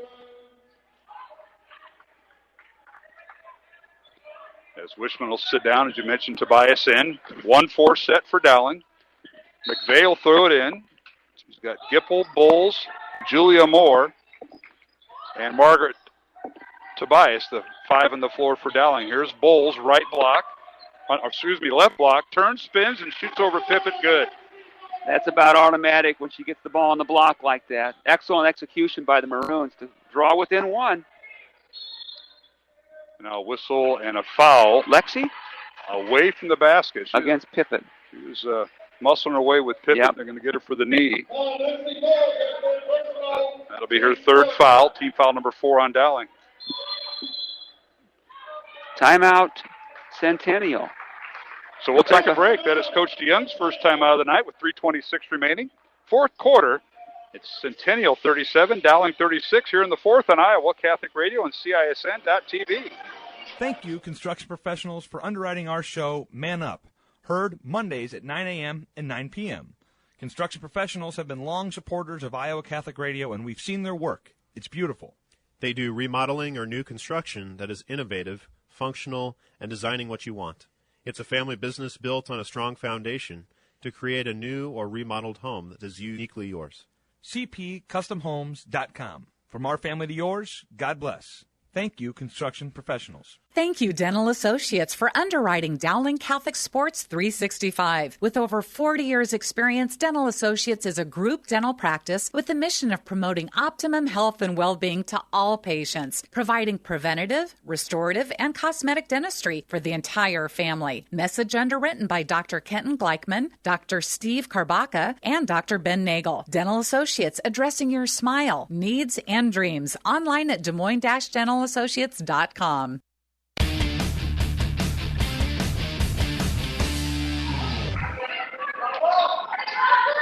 And we're back here at the Dowling Gym. Mark Amadale, Steve DeVinny with 3:20 remaining here in the fourth quarter. Phipps in the lane. Her shot up, no good. Fight for the rebound. And jump ball. Lizzie Strom was one. Looks like it'll go back to the Jags. And Julia Moore for Dowling was the other person. And it'll be alternate possession in favor of the Jags. Excellent help defense there by Lexi Bowles to alter the shot from Phipps. Get the ball inside to Piffett. It's stolen away. Julia Moore with her hand in the cookie jar again, Marr. Slapped it right to Lexi Bowles. Centennial by 1 as we approach the 3-minute mark here in the fourth quarter. Correction on the timeouts. Centennial has 3 and Dowling with 3 at their disposal. You see quite a few of them used here in the final 3 minutes of this contest. 37-36 Centennial over Dowling Catholic. Top 10 matchup. Bowles, backdoor cut. She sees Gipple, and her shot no good, but Street with the foul. Great Ellie, backdoor cut. Ellie will pick up her 3rd foul. Fantastic backdoor cut by Emma Gipple. So Lexi Bowles averaging just under 2 assists a game. Almost had one there, but instead that'll send Gipple to the line. Her first free throw is no good. Got to get these free throws late in the game to, if you expect to win. Come on, Gip. Gipple with 9 points, now has 10, makes 1 of 2. Tie ball game, Mark. 2:43 to go. Tied at 37. This is ominous of the Southeast Polk game over at Southeast Polk a couple of Fridays ago, Steve. Yeah, they're going to call her for a shuffle.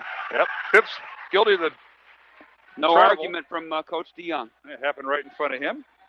And Coach DeYoung's assistants, Dave Runchie, Rachel Henders, Andy Fenn. 37 all, Dowling and Ankeny Centennial. The Maroons ranked 9th. They're 9-4. Seedings come out tomorrow, and brackets come out tomorrow in Class 4 and 5A. The girls' regional brackets come out tomorrow.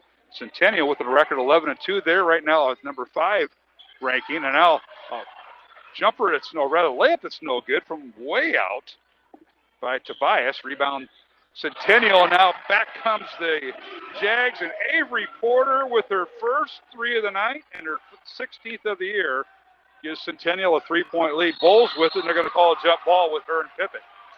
That'll go back to the Maroons. Give the Centennial Jags credit for hitting 3 3-pointers so far in the fourth quarter. Not normally a team that shoots that many threes, but they're knocking them down. To the Maroons' credit, they've battled back and made big shot after big shot also. Avery Porter, 5'6" sophomore for Centennial, her first basket of the game, and it's a 3. And she didn't hesitate. She pulled the trigger. You're going to see defense played like no other by Centennial. Now Dowling with the basketball. This is Tobias with it. It's stolen away into the hands of Porter. Porter in the front court. It's in the corner. That is Lizzie Strom. Her 10-footer on the baseline, no good from the right side. Rebound out to Dowling. Minute 35 remaining here in the fourth. The Maroons trail by 3, and they have the basketball. McVeigh in the lane. Goes through traffic and puts up that layup. McVeigh. McVeigh, without using the glass, now has 5 points of her 10 in the fourth quarter, and we've got a full timeout call. We'll take a break.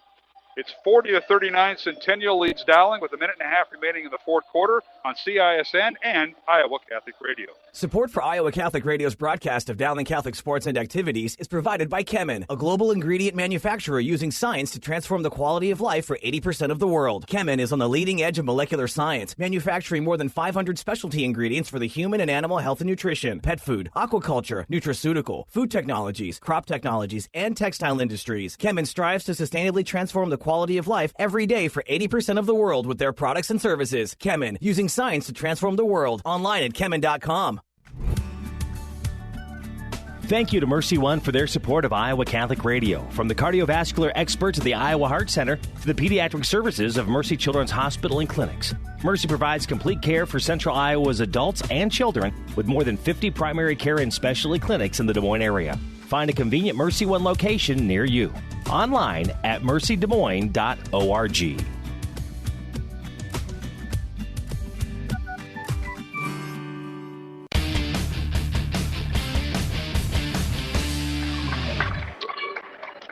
And we're back here at the Dowling Gym. What a night for game 1 of our girl-boy doubleheader.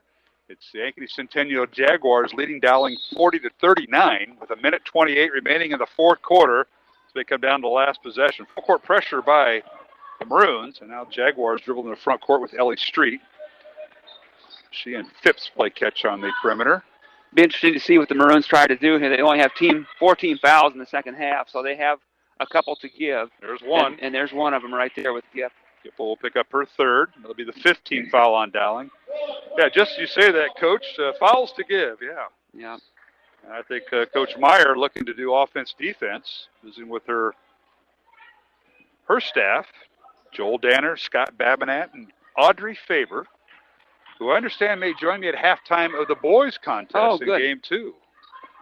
Any question on me to ask Audrey? I'll just sneak it down here. Well, what a career she had at Creighton after Dowling. Here and you mentioned Creighton. Are the Jags going to be content for layups only at this stage? They're looking like it now. Pippett draws the foul. Her and Ellie Street play give and go. And Pippett. Bowles going to pick up her 4th. That's on Lexi. So team foul number 6 on Dowling. So both teams in the bonus the rest of the way, and Pippett at the line. Jackie tonight is 2 for 2 at the line, make it 3 for 3. First free throw is good. She now has 14 points.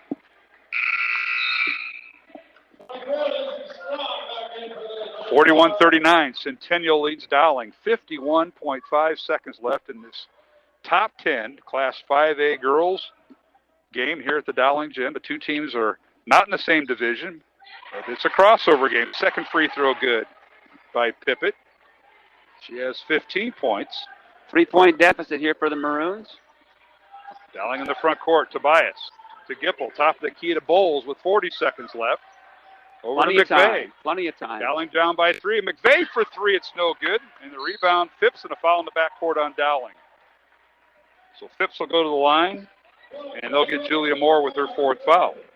Coach Meyer chose to let the kids run offense as opposed to calling and trying to set something up as a special. What are we doing here, Coach? We're going to sub in with Lauren Frericks. I think she just had a message she wanted to pass along to the ladies in the paint. Taking Gipp out of the game. Down 3 with 35.4. And looks like Phipps will have 1 and a bonus, right? Yep. So we get all the substitutions in before the first free throw as Wishman checks in and Tobias checks out. We mentioned Lauren Frericks in there. She's on the low block for Dowling with Bowles. First free throw good by Phipps is good, Steve. Yeah, you got to give the Centennial Jag girls credit. Boy, what a fourth quarter. They made 3 threes. They've made all their free throws so far. It's not that the Maroons have played poorly. The Jags have just played exceptional. Both free throws good by Phipps. She has 13 points. The lead is 5 for Centennial. Dowling with the ball. Here's Julia Moore to McVeigh for 3, and it's off the mark. No good. Rebound out to Phipps, and she's fouled in the backcourt by McVeigh. That'll be Ellis first. And a one-on-one coming up for Maggie Phipps. You look at some of the keys of the game that you pointed out beforehand, and one of them is Centennial. They'll have to make the perimeter shots. Well, we saw that. Pippett made a 3 that kind of propelled them. First free throw good by Phipps. 14 points for Maggie Phipps. And hold Bowles to 12 points or under. Well, she's at 12 points right now, Steve. So good job out of you. Well, free throw good. Yeah, down by 7 now, 21 seconds to go. They got to go quick. Moore with it. Julia with the shot. It's no good. Foul called on Lizzie Strom. That's a good outcome as the clock stops. It's Lexi Bowles with 12 points with 6 field goals. No free throws for Lexi tonight. And the Jags have forced others to beat them besides Lexi Bowles. Free throw good by Julia Moore. Cuts the deficit to 6. 18 seconds to go. They're going to take Bowles out. They're going to do an offensive-defense substitution. Yep, Lauren Frericks and Gipp will go back in. Bowles with 3 points. So have the second free throw. It's 46-40. Ankeny Centennial leads Dowling Catholic here in game 1 of our girl-boy doubleheader. Second free throw is off the mark, no good. Ball slapped around into the hands of Phipps, and she's fouled in the backcourt with 16 seconds remaining. Yeah. And for Coach Scott DeYoung, this will be his first ranked team that he's knocked off this year after playing 14 games. You haven't had the schedule that you see on the central side of the CIML. Yeah. Unfortunately, Coach Meyer was set to call a timeout. Had Julia made that, that would have cut the deficit to 5. And then because Phipps got the rebound, you have to end up fouling other team's best free throw shooter, and that's not that hasn't proven to be a good strategy so far tonight. Not yet. Phipps is Gradually climbing toward her average of 19 points. Hits the first free throw. She is 7 for 7 in the fourth quarter from the charity stripe. 16 points for Maggie Phipps, young lady who transferred from North Polk. Going to play at Drake next year. Second free throw good, 17 points.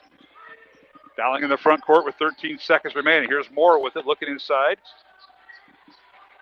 Gets to Lauren Frericks, to McVeigh. Turnaround shot on the right baseline, though. Good rebound, Pippett, and that should do it. Dowling will call it off. 48-40 is the final. What a fourth quarter for Centennial as they outscored Dowling Catholic 21-10 in the fourth quarter to win it 48-40. Congratulations to head coach Scott DeYoung, career win number 658.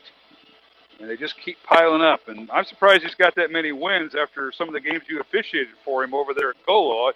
I thought he'd struggle to even get wins, but not with you officiating. He got off to a rough start when I was officiating. His winning percentage after those first couple years was like 32%, but they retired me as an official, and things turned around for his career. So that's called forced retirement, Mr. DeVinny. Forced retirement. All right. The final once again. Congratulations to the Centennial Jaguars. They have certainly earned a number one seed in a regional with the win over Dowling Catholic, 48-40 here at the Dowling Gym. Centennial improves their record to 12-2, ranked 5th in Class 5A. Dowling Catholic falls to 9-5. They're ranked 9th in Class 5A. Both teams awaiting the regional pairings and brackets, which come out tomorrow. We'll step aside, come back with our post-game show here on Iowa Catholic Radio and CISN as we will total up the scoring and kind of recap this game. Along with Steve DeVinny, I'm Mark Amadale from the Dowling Gym. The final score in Game 1, our girls' game, Ankeny Centennial 48, Dowling Catholic 40. We'll be back with the post-game show here on Iowa Catholic Radio and CISN. Support for Iowa Catholic Radio and Dowling Catholic Sports is provided in part by Ashworth Vision Clinic. With 2 licensed optometrists, Barbara Sheets, a Dowling graduate, and Dr. Craig Harper, the Ashworth Vision Clinic team provides complete eye exams, contact lenses, glasses, glaucoma testing, and pre- and post-operative care. Ashworth Vision Clinic is located at 60th and Ashworth in West Des Moines. 515-440-4610 or online, ashworthvision.com. Amazon Smile is a simple way to support Iowa Catholic Radio. When you are shopping on Amazon, consider shopping through Amazon Smile instead. When you do, you get all the same great deals, and your order will also help support Iowa Catholic Radio. All you need to do is choose Iowa Catholic Radio as your nonprofit to support when you first log in, and Amazon will do the rest. Every Amazon Smile order you make, Amazon will donate to Iowa Catholic Radio. Support Iowa Catholic Radio while you shop at smile.amazon.com. And thank you for supporting Iowa Catholic Radio.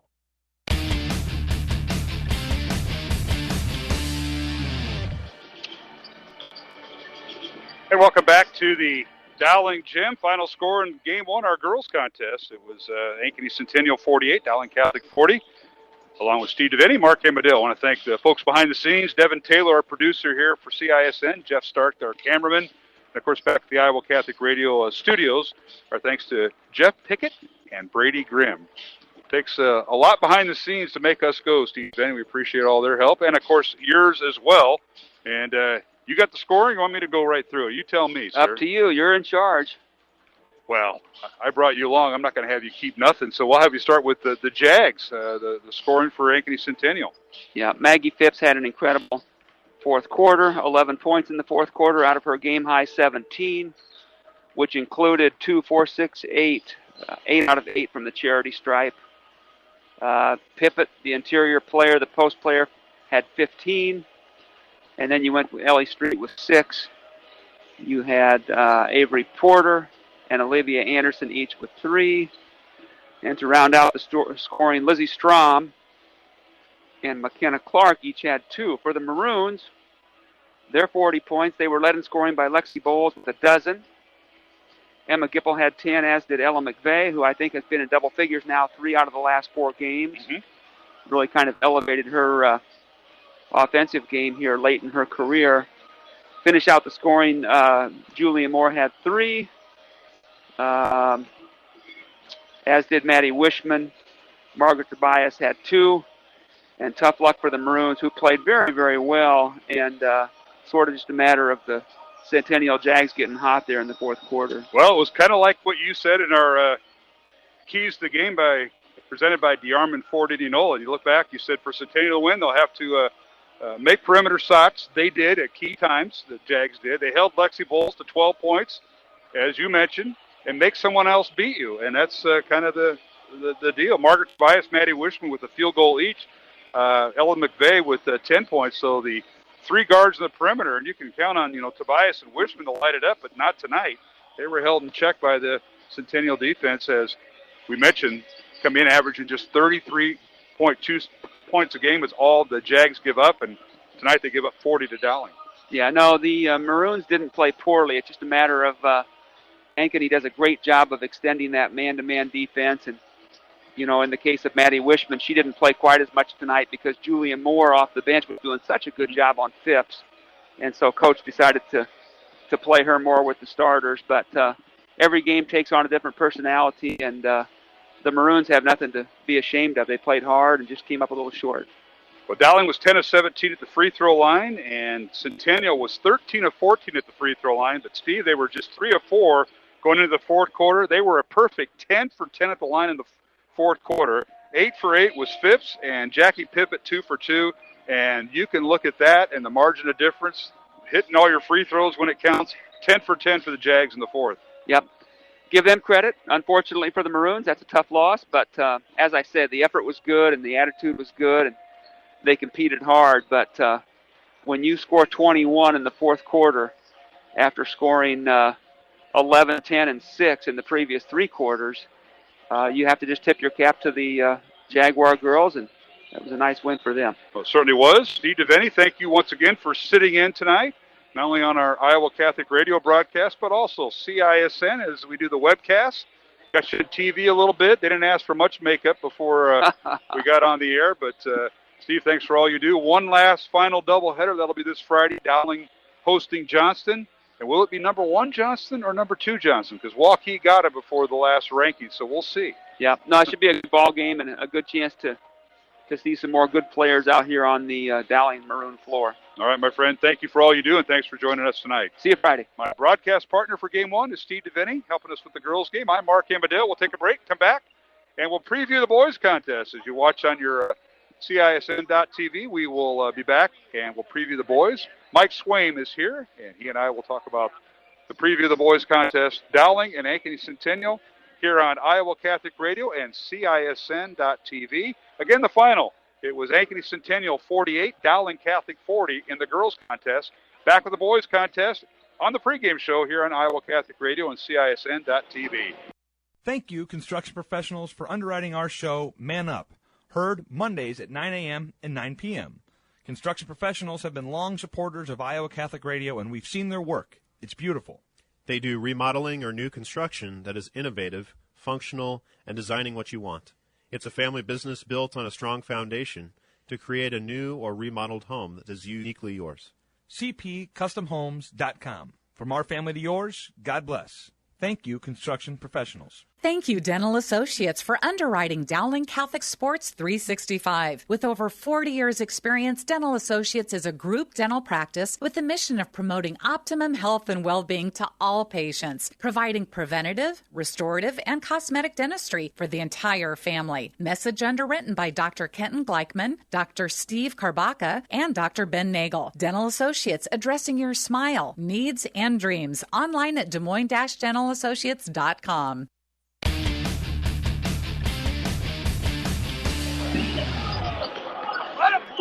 Welcome back to the Dowling Gym. You know, I haven't had this happen too often, but we're getting harassed by the referees. Up here in the balcony, we're getting harassed. Oh, my goodness. Mark Amadale, Mike Swaim, as we get set for the boys' contest here on Iowa Catholic Radio after we just had a tremendous girls' contest as the Ankeny Centennial girls defeat Dowling 48-40. And teams now on the floor.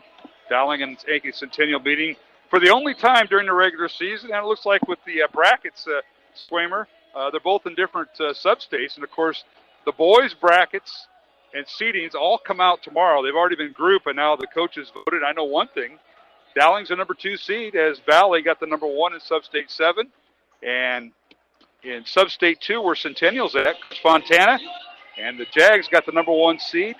Ames got the 2 seed with Hoover the 3. Those are just unbelievable numbers, especially for Dowling, Mark, to know that you're going to get a bye in the first round and then host the second round, and you don't have to see Valley possibly until the Sub-State final. And, oh, by the way, you already beat them once. So, you couldn't get better news for Coach O'Connor, and for Coach Fontana, this is familiar territory for him, being a number 1 seed in a Sub-State. Obviously they've got that's a tough Sub-State with Ames in there, who, by the way, just beat Centennial. Yes, they did. Last week. So that, and throw in Hoover in there. And then who knows about the Indianola matchup. Obviously they don't play a lot of 4A teams, just because of their conference. But that's going to be a challenge for Centennial. But clearly having that first round bye and not having to see Ames maybe until the finals, that could be good news. Oh, it certainly could. And I think everybody's with anticipation now. You're looking for towards the end of the regular season and the postseason. The boys got a couple more weeks left. They've got at least 2 games next week. At least Dowling does. And they're playing on back-to-back nights next week. Thursday, I'll be in Council Bluffs following that Council Bluffs Jefferson squad, or Abraham Lincoln squad, excuse me. Abraham Lincoln, 5th ranked in Class 4A. They host Dowling Catholic a week from this Thursday in Council Bluffs. I'll have that game. It'll be an early start at 6 o'clock. We'll on the air at 5:45. But the Maroons end the regular season with Johnston.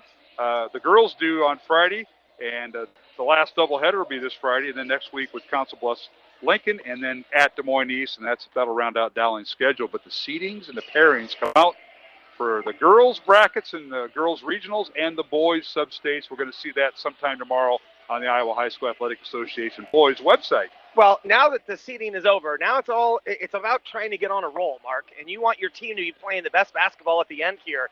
And Dowling's got a great opportunity. You mentioned they've got the Centennial, who's ranked coming into this game, and then Johnson on Friday night, who is also ranked, and a chance for a little bit of revenge for Dowling, who lost to them earlier in the year. So this is a great opportunity for the Dowling Maroons to feel really good about themselves. If they could split this week or pull off 2 upsets against these ranked teams, how about the momentum that generates going into, the sub-state play? Yeah, and for the Maroons, they get a bye, so they don't have to play that first Monday, Mike. But East, North, Lewis Central, and Urbandale will all have to duke it out. The winners, one set will play Dowling, the other set will play Valley, and that'll all be grouped out tomorrow. But, you want to come in on a roll, but you're also going to have some lag time. Dowling's going to play back-to-back nights next week in boys play, Thursday, Friday. Then they're going to sit a week and wait for the outcome of the play-in games for Friday. Sometimes that can be good. Sometimes it can be bad. I think for the Maroons it could be good, especially when you have your leading scorer and player, Matt Riedel, who's back. Played limited minutes on senior night, but he has now had several days of practice under him. He'll get the start tonight against Centennial. Yeah, trying to work your way back into sort of game shape is what Riedel's trying to do. And I never looked at it as, I'd rather be playing in that first round with, and not having the bye. I always wanted to have the bye to get that first game on your home floor is a huge advantage, especially thinking about if somebody has to go to Council Bluffs, because they're in that, and that's a long trip. And so just a great opportunity for Dowling getting that number 2 seed in the sub-state. Well, for Centennial, as you mentioned, Centennial losing to Ames on a Friday night up in Ankeny, 56-46. They're going to be in the same sub-state. It may not meet for a while. It might be another couple weeks, but you want to have that momentum. Well, as I found out from Coach Fontana, and you know that I coached with him for 5 years down at Carlisle, we were talking last night, and he says, Mark, I lost to Jaron Cruz as a starting point guard, 3-year letterman, 3-year starter. He's limited minutes tonight due to the ankle, so it depends how he warms up. I've been kind of watching, but now the Centennial's taking the team off the floor. So he's somebody to watch tonight. And then their first guard off the bench, Caden Kelling. Remember his brother Preston Kelling last year graduated. Well, Caden is the first guard off the bench. He's out tonight with an ankle injury. So you don't want injuries piling up. especially this time of year, and you're trying to just kind of finish the regular season. And for Centennial, they have that problem as they come in the number 8 team in Class 4A. That's a huge challenge coming in to play Dowling with a limited crews. And then, of course, Kaling, that you said, Mark, is going to be out tonight. So it's going to be a tough task. I looked back at their 2 losses, and so Ankeny Centennial has lost 2 in a row, Mark. Granted, they're to ranked teams, okay, to Ames as well as to Waukee, who I think is the best team in the state. What was alarming, though, in those 2 losses is the rebounding, that the margin of rebounding that Centennial had. They were out-rebounded by almost 15 rebounds a game in each of those contests. And so that's something I think you really got to be concerned about. So I'm sure as Coach Fontana is going into tonight's game, trying to figure out, well, what are we going to do against, 6'8" Riggs, right, 6'7" Jack Gredeke, and some of these players that Dowling's going to bring off the bench. Dowling's got a noted size advantage against Centennial tonight. He brought that to my attention. He said, you guys have a very tall team. Yes, they do. I said, yes, and we're working on negating the rebounds. I know we got to go to break here. Ankeny Centennial comes in averaging just 7 turnovers a contest. Dowling has got theirs down. They only had 9 turnovers Friday night. That's tremendous. Dowling's average now 15 turnovers a game. It's getting better, and I talked to assistant coach Nick Wagner, Dowling boys' assistant. He says, yeah, that's something they've been kind of looking at. It started in the 20s. It was in the upper teens, and now it's starting to be in the mid-teens as far as turnover. That is huge, possession by possession each game. That's a great trend, and Centennial doesn't commit many turnovers over either. Yeah. But when you start talking about Cruz handling most of the ball handling as well as Kelling, Kelling's going to be out. Do turnovers start to factor in there? All right, we'll take a break here on Iowa Catholic Radio and CISN as we bring you the pregame show for the boys contest.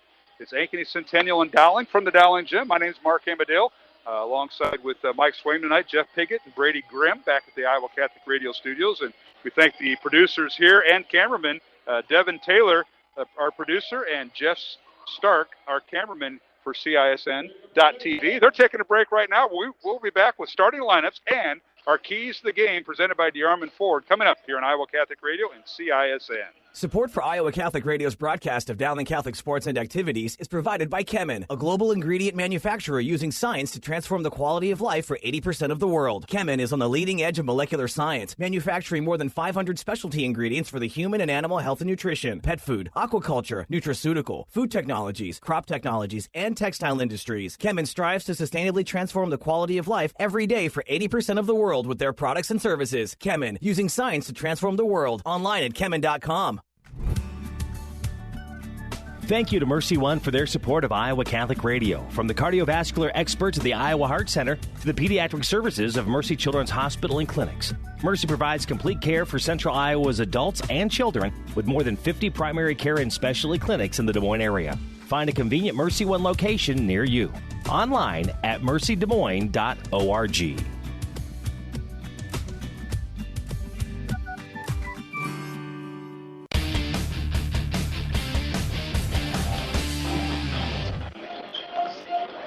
And we're back here at the Dowling Gym. Not a bad crowd here. Limited visitors still.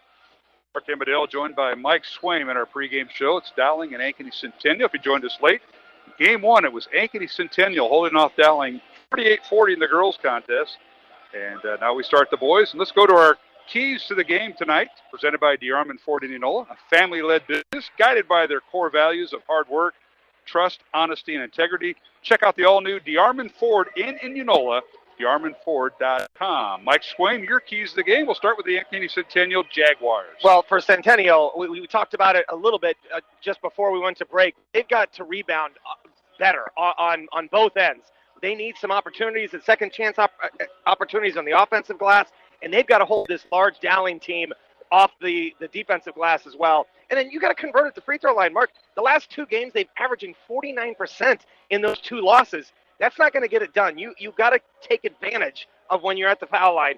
And then moving to Dowling, Dowling's got to work offense from the inside to the outside. Okay, don't rely on that 3. I know they hit 12 3-pointers in that last game, Mark, but that has not been the case for this team this year. So work it inside when the double teams come, then kick out for the 3. And finally, you mentioned it, Mark, the turnovers, 9 turnovers in that win against Urbandale. Dowling is not good enough offensively to turn the ball over and continue to do well. They've got to limit their turnovers to under 10 or less. All right, there's your keys to the game, presented by DeArmond Ford Indianola, family-led business guided by their core values of hard work, trust, honesty, and integrity. Check out the all-new DeArmond Ford in Indianola at DeArmondFord.com. Our thanks to my broadcast partner, Mike Swain, for the keys to the game. And, of course, this is going to be interesting. The two teams used to be home and home, and then the CIL, they rotate the conference teams every 2 years. So it used to be home and home with Centennial and the Ankeny Hawks and Ames, and now we've got a whole new crop. They added to see Valley, Waukee, Southeast Polk, all teams that have been ranked in boys and girls side. So It's been a little tough going for the Johnston, Dowling, and Urbandale connection. But, hey, the one time they play is tonight. All right, let's take a look at our starting lineups. First of all, for the visitors from Ankeny Centennial. And the head coach is a good friend of mine, Bob Fontana. We spent 5 years at Carlisle. He spent 16 years at Cedar Rapids Kennedy, and he's been at Centennial for 8 years. And Bob is assisted by Ben Lamock, Mark West, Garrett Skipworth, and Luke Donato. 119 wins, 58 losses for Coach Fontana at Centennial. And they'll start at point guard, Jaron Cruz. He's battling an ankle injury, a 6'1 senior. He'll wear number 1. The other guard is Colin McAleer, a 6'2 senior. He'll wear number 4. He's one of the shooting guards. The third guard is Chris Lewis. Lewis, a 6-foot junior for Centennial. He'll wear number 24. And Brock Jensen is one forward, a 6'2 senior. He'll wear number 25. And Leo Aguirre, a 6'3 freshman, will be the other forward wearing number 35. So it'll be Cruz, McAleer, Lewis, Jensen, and Aguirre for the Centennial Jaguars, averaging 69 points on offense, giving up 54 points on defense. They're ranked number 8 in Class 4A with a record of 10-3. They've lost 2 in a row, as Mike mentioned, losing to number 2 Waukee a week ago and losing to number 6 Ames last Friday at Centennial. And now for Dowling Catholic, the head coach is Mike O'Connor in his 15th year, 223 wins, 131 losses, assisted by Nick Wagner and Jimmy Nahas. The Maroons with a record of 6-7. They average 57 points on offense, and they give up 57 points on defense. For Dowling, they'll start at one guard, Sam Hughes, a 6'1 senior. He'll wear number 12. The other guard is Simon Daniel, a 6'2 senior, wearing number 22. And the third guard is Matt Riedel, a 6'4 senior, wearing number 24. One forward is Jack Gredicke, a 6'10 senior, wearing number 14. The center is Ryan Riggs. Riggs, a 6'8 senior, wearing number 20. So for Dowling, it's Hughes, Daniel, and Riedel, along with Gredicke and Riggs, as Dowling has snapped a 3-game losing streak last Friday with the win over Urbandale, 65-47, right here at Dowling on senior night.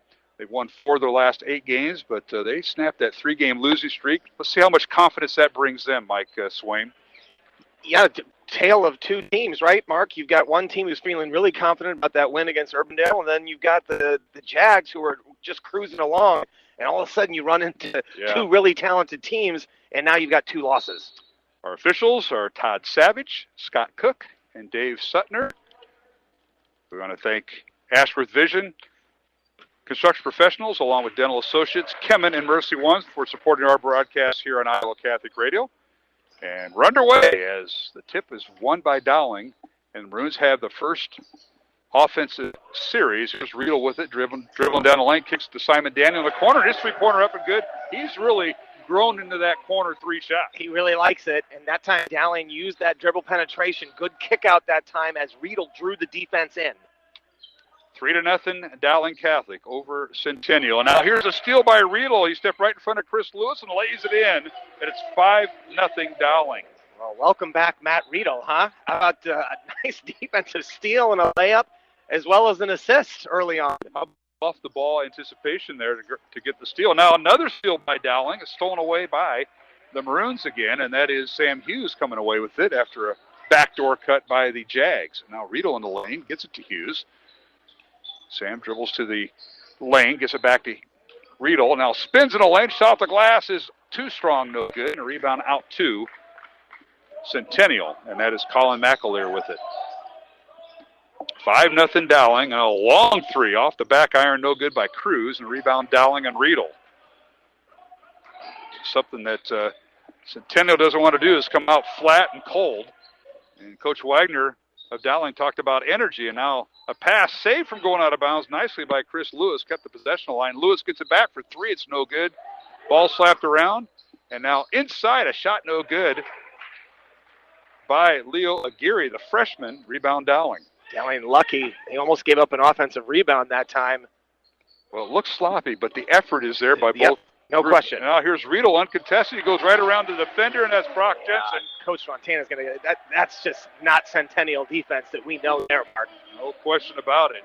And so it's 7-0 Dowling, and it's a 30-second timeout. We'll keep it here. Mark Emmerdale, Mike Swaim. And was that Riedel again that went around his defender? And that's Riedel. He's tough to guard one-on-one. The Maroons lucky to have him back after COVID protocol. He's got 4 of the 7 points. He's got a defensive steal and an assist. So it's just great to have him back. I'm sure Coach O'Connor's like, where's he been for the past 10 days, 15 days? Other games going on in the CIML, and the girls' game's about ready to get underway as we start. It's about 6:45, so the girls' contest in the CIML probably getting close to the end of the first quarter. Lincoln is at Johnston, Ames at Southeast Polk, Roosevelt at Urbandale, and Hoover at Ankeny. These are all girl-boy doubleheaders. Boys-only games, second-ranked Waukee at number 2, Bellevue West out of Nebraska. That's a 6 o'clock start. Bellevue West ranked 23rd in the nation. And over at Valley, at Cloud and Fieldhouse, Mason City at Valley in a boys-only contest. They tipped off at 6:30. So that's a look at the CIML. Now we got an illegal screen. Right, illegal screen, Mark. That was, I believe, called on Brock Jensen. And I didn't see much there, but nonetheless. A backdoor lob pass to Riggs, and he shoots and scores. Used the basket as a defender, and Ryan Riggs with his first basket, and it's 9-0 Dowling. Well, Dowling cleared the side. There was no defensive help behind. Just an easy toss over the top of the defender. Here's Aguirre with it. He goes down the line. It's stolen away by Dowling. 3-on-2 to Gregory. He'll slam it home. The assist from Matt Riedel. You couldn't draw up a better start for Dowling. 11-0 Dowling, and now the lid is off the basket as Aguirre, the freshman, knifes through there for Centennial. Yeah, that was a big shot there. Centennial needed something to go down, finally getting the 3 to drop. Leo Aguirre comes in averaging 10 points a contest. Riedel for 3, and that's good. Riedel he's 4 out of 31 for the season. How about that? You don't think he's excited to be back here playing and starting for this team? He was shooting just 13% from 3, and he drains one early. A corner 3 on the left side, no good by Chris Lewis, and the rebound out to Dowling. The Maroons lead at 14-3. Here's Simon Daniel for 3. Good! His second 3 of the night. Talk about confidence. This Dowling team right now, they are feeling it. The bench is going crazy. And now underneath, and they feed Aguirre, and his shot up and good. Great dribble penetration that time by Jerron Cruz. Yeah, and that's what Ankeny Centennial has to do more of. Good job by Cruz there. I think they've been settling too much for outside shots, Mark. I'm going to look at your keys. I don't remember some of these keys on there for Dowling. I have to look at that again. Here's Riggs spins in the lane. He went right around the freshman Aguirre, and he scores. Riggs from the right side. He's got 4 points. 19-5 Dowling. Cruz with it. Jerron kicks it back to Aguirre. Right side it goes to Chris Lewis. Lewis guarded by Riedel. Jump stops in the lane. Shuffling his feet there. Brock Jensen with it for 3. It's no good. Fight for the rebound. And saved from going out of bounds. Into the hands of Aguirre for 3. Good. The freshman drains it. That's his 4th 3 of the year. Well, you got to give McAleer a lot of credit that time for getting that offensive board and creating that 3-point opportunity. 19-8. Dowling by 11. Runs with the basketball. Riedel at the left elbow. Gets to Riggs. Dowling will start their offense. Centennial stays man-to-man. 3:20 remaining. Corner 3. Gregory up. Good! Are you kidding me? They're on their pace to hit 12 again.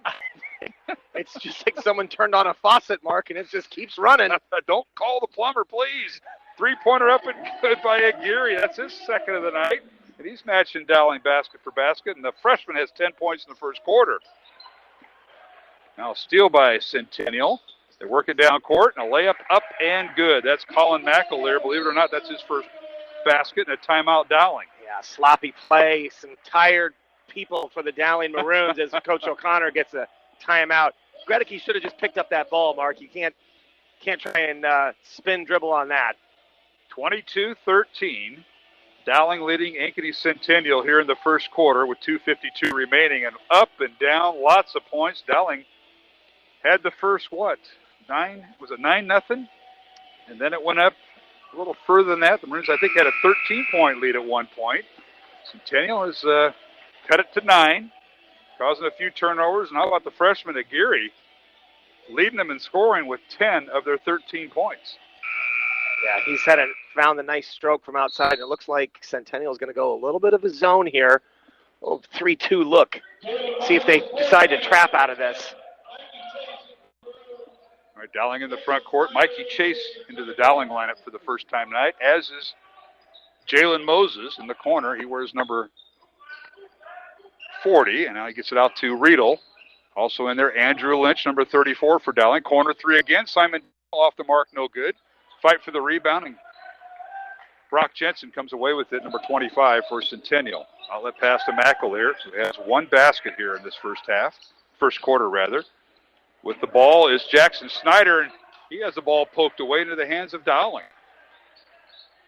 Runs now cross-court pass to Chase. Underneath the Lynch, a shot up, and an offensive foul called on Lynch. Wow, that was a great pass. Good look inside by Mikey Chase, but I believe that was going to be Colin McAleer who got the charge on Lynch as he lowered his shoulder. So it's 22-13, Dowling with the lead. Under 2 minutes remaining, first quarter from the Dowling Gym tonight here on Iowa Catholic Radio, and we simulcast with CISN on the webcast. Here's Centennial with it. Jackson Snyder off the bench, guarded by Riedel. Stops, pulls it back out, gets to Cruz. Jerron playing with a bum ankle. You can see his right ankle heavily taped. Over to Leo Aguirre, back to Cruz. Now pull-up jumper by Jerron at the free throw line. No good. Rebound Riedel and Dowling. Solid defense by Simon Daniel that time. And you can tell that Cruz, he just doesn't have the explosiveness, Mark, that he normally has. So that ankle, I think, has had an effect.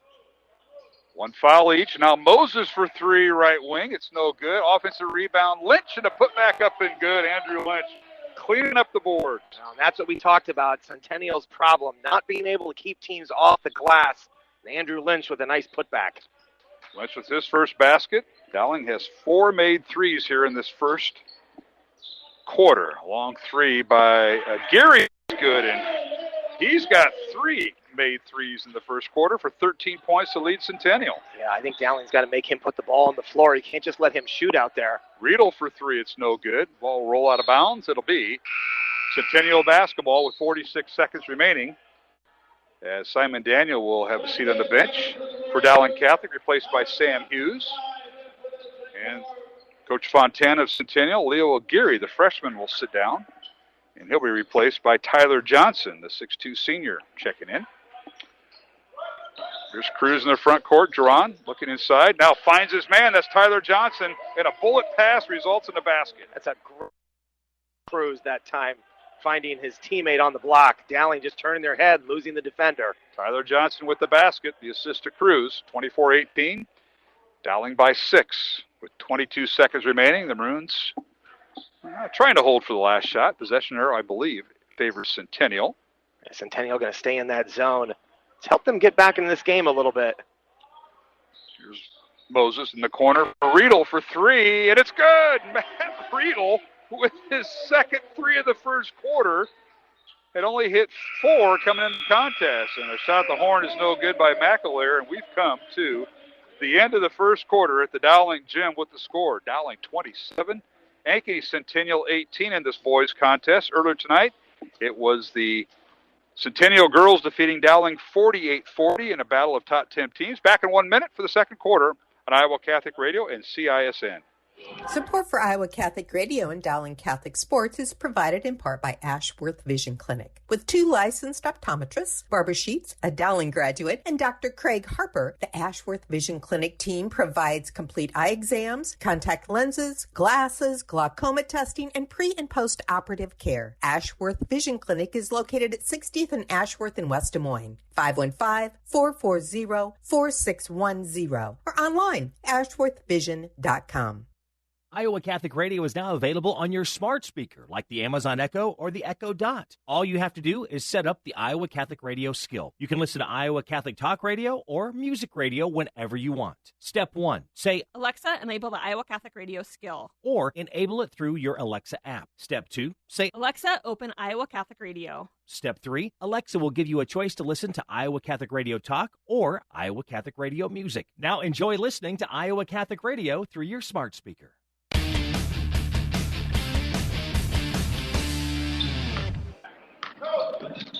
Hey, we're back here at the Dowling Gym. Mark Amadale alongside Mike Swain. Dowling with a little zone to start the second quarter, and a whistle and a foul on Simon Daniel of Dowling. That'll be the second team foul on the Maroons. Maroons lead it 27-18 after leading by 13 early in that first quarter, Mike. I like Dowling going to this 1-3-1 every once in a while, showing a different look. That time, almost a near steal, but Daniel with a little bit of a body there. But what a great first quarter. Dowling to put up 27 in the first quarter, Mark. It's unheard of. Yeah, it is. We haven't seen too much of that. Maroons did not go to the free throw line at all, but they knocked down 5 threes in that first quarter. Now we got a whistle and a foul underneath. They're going to get Ryan Riggs that time. Missed a blockout assignment.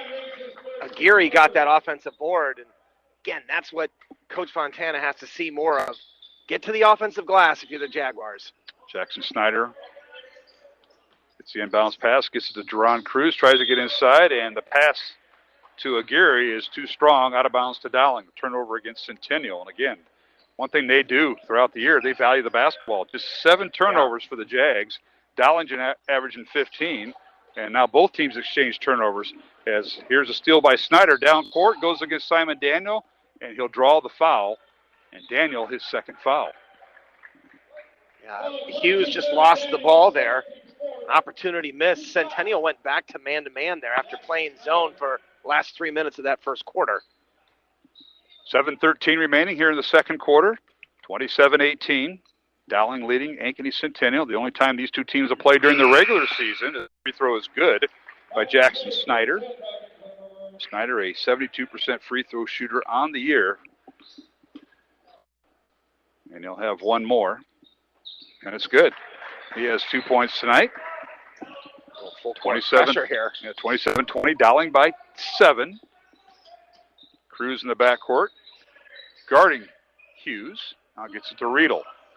Matt will dribble across the timeline, guarded by Snyder. Coming off the ball screen. They lob it inside to Riggs. Skip pass to Gregory for 3. It's too strong, no good. And a rebound, Aguirre, and a backcourt foul on Riggs. Got a little too close, and they got him with the knee. That's going to be 2 on Ryan Riggs. That is just not what you need if you're Coach O'Connor, to have your big man fouling almost on the end line after they got the ball. Riggs and Simon Daniel with 2 fouls each for Dowling. That'll send Riggs to the bench. You mentioned Andrew Lynch also will enter the game. That time the weak side help was much better for Centennial. When they tried to lob that into Riggs, there was 2 defenders around him. Dowling drops back to man-to-man defense. We're going to see both teams kind of change their defense at times. Right now it's man for Dowling, and there's Cruz with it for Centennials. They run their offense and leaves it in the corner for 3. It's no good by Snyder. Rebound Dowling. Mikey Chase with it with 6:30 remaining. Chase in the lane, kicks it over to Gregory for 3 in the corner. Good! The 6'10 senior drills it. Well, that starts with a nice defensive rebound and pushing the ball up the floor by Mikey Chase. Gregory with his second 3 of the night and his 8th point.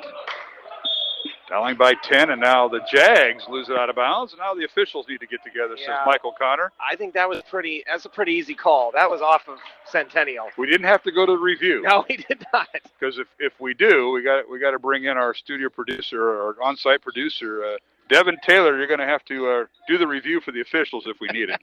Oh, we can't do that in high school. Never mind. All right, down court and a foul on Centennial before the shot. They're going to get Snyder for the foul out on Jackson Snyder, his first. 6:04 remaining here in the second quarter. 30-20 is our score. Dowling with the lead. Reminder, at halftime, we will be joined by one of the Dowling girls basketball coaches, whether it be head coach Kristen Meyer, assistant Joel Danner, Scott Babinett, and maybe Audrey Faber. We'll have to see. And now here's Riedel uncontested down the lane and shoots and scores. Matt Riedel having quite a night for Dowling Catholic. The Maroons by 12. Wow, it's just a poor job of rotation by the Centennial defense. I've seen a couple times Riedel just uncontested down the lane. 12 points for Riedel. Corner three, no good by Brock Jensen. The rebound, no good by Colin McAleer, who struggled tonight. I think Dowling's got somebody assigned to McAleer. Rebound out to Dowling. There's Gregory with it. To Chase. To Riedel. Matt looking for a cutter. Can't find Gregory. Gets it over to Chase. Mikey with it. Out to Riedel. Over to Hughes for three. It's in and out, no good. Sam with the miss and rebound Ankeny Centennial. Here's Cruz with it. Duran. Pull-up jumper right over Hughes. In and out, no good. And rebound Lynch. Dowling with the ball. The other way we go, Mike. Yeah, some cold shooting by both teams right now.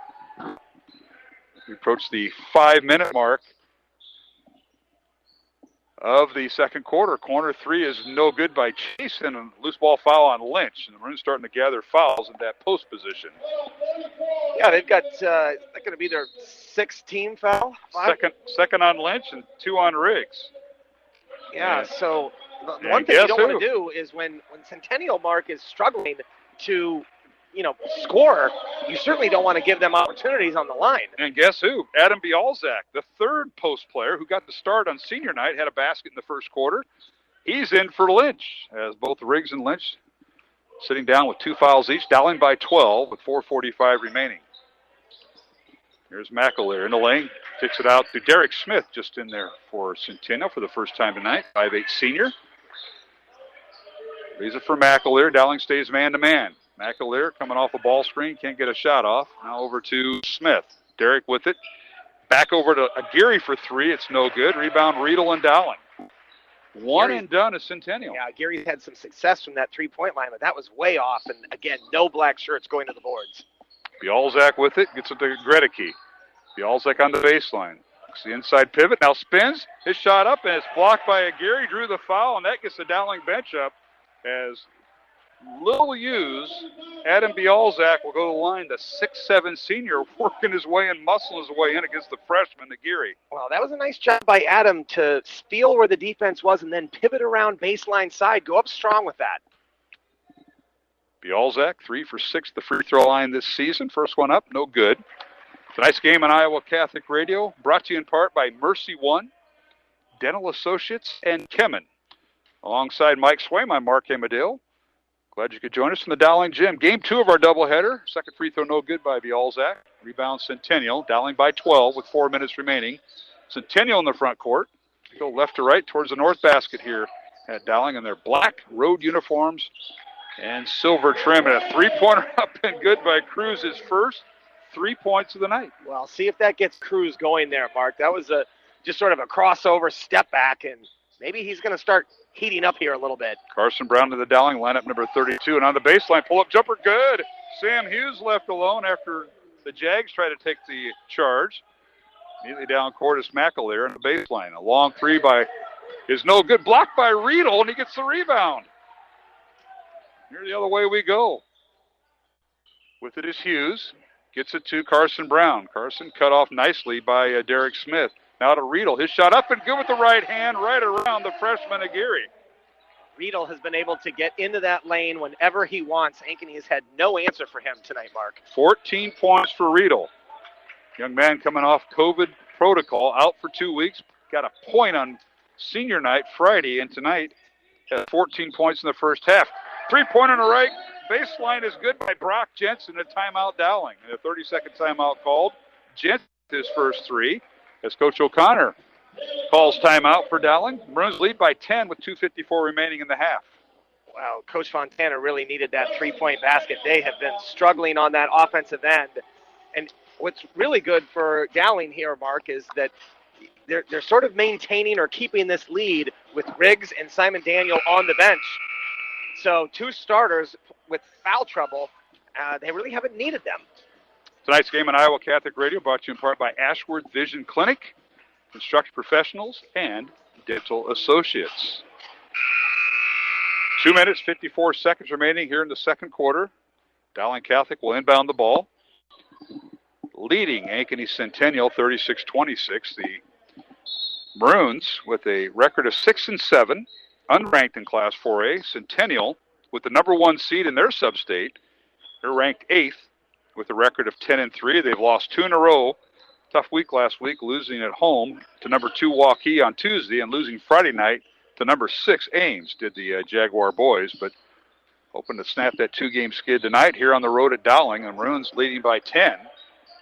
And here's Riedel with it, coming off a ball screen by Bialzak.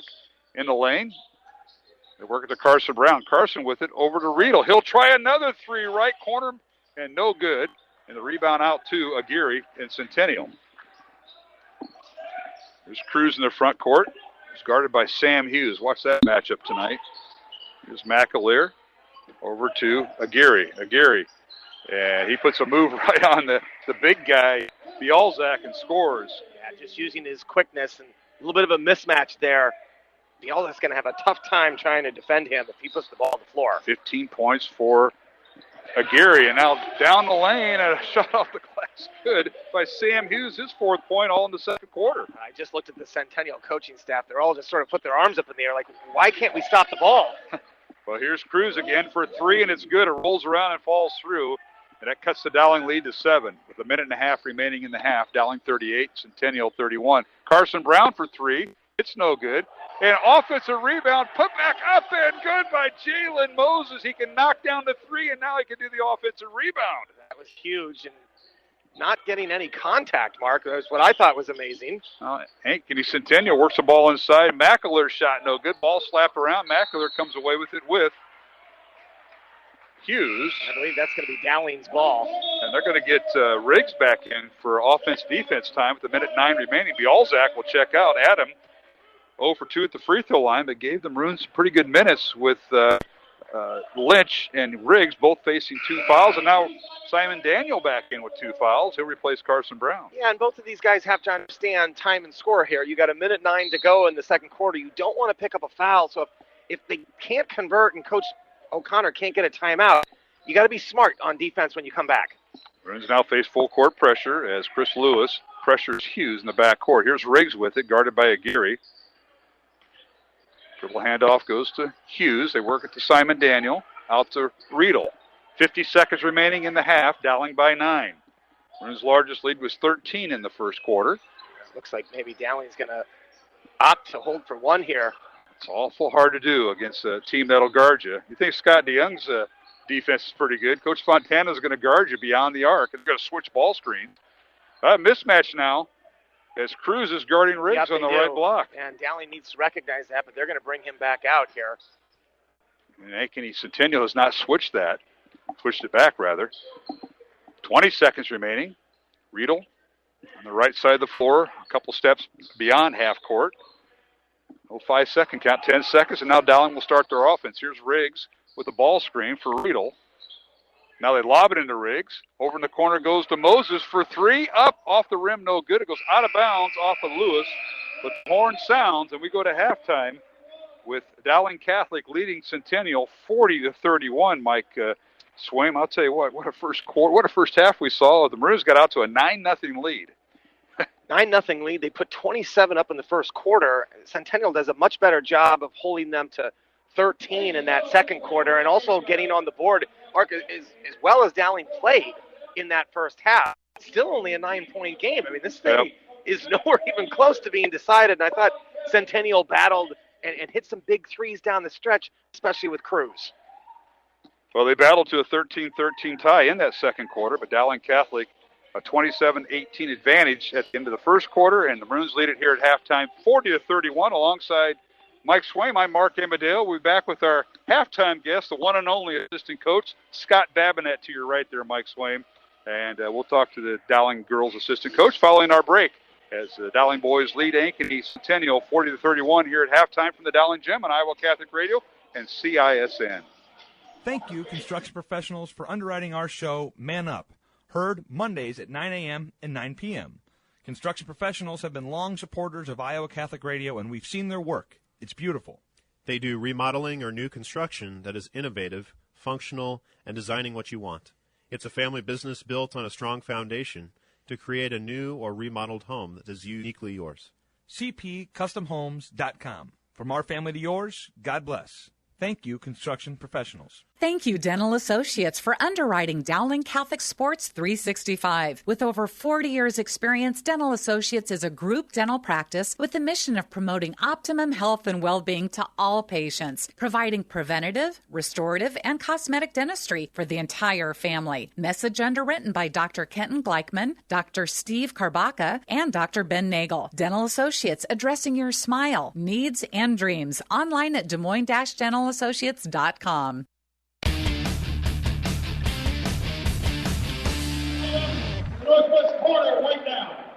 And we're back here at the Dowling Catholic High School gym alongside Mike Swayman, Mark Amadale. Halftime of the boys contest, and it's Dowling leading Ankeny Centennial 40-31, and activity going on the floor here at Dowling Catholic. Senior night, senior week going on here at Dowling, and it'll be the Dowling Catholic dance team being recognized on the floor on senior night. And CISN will have the live presentation from Denny O'Grady, the Dowling Catholic PA announcer.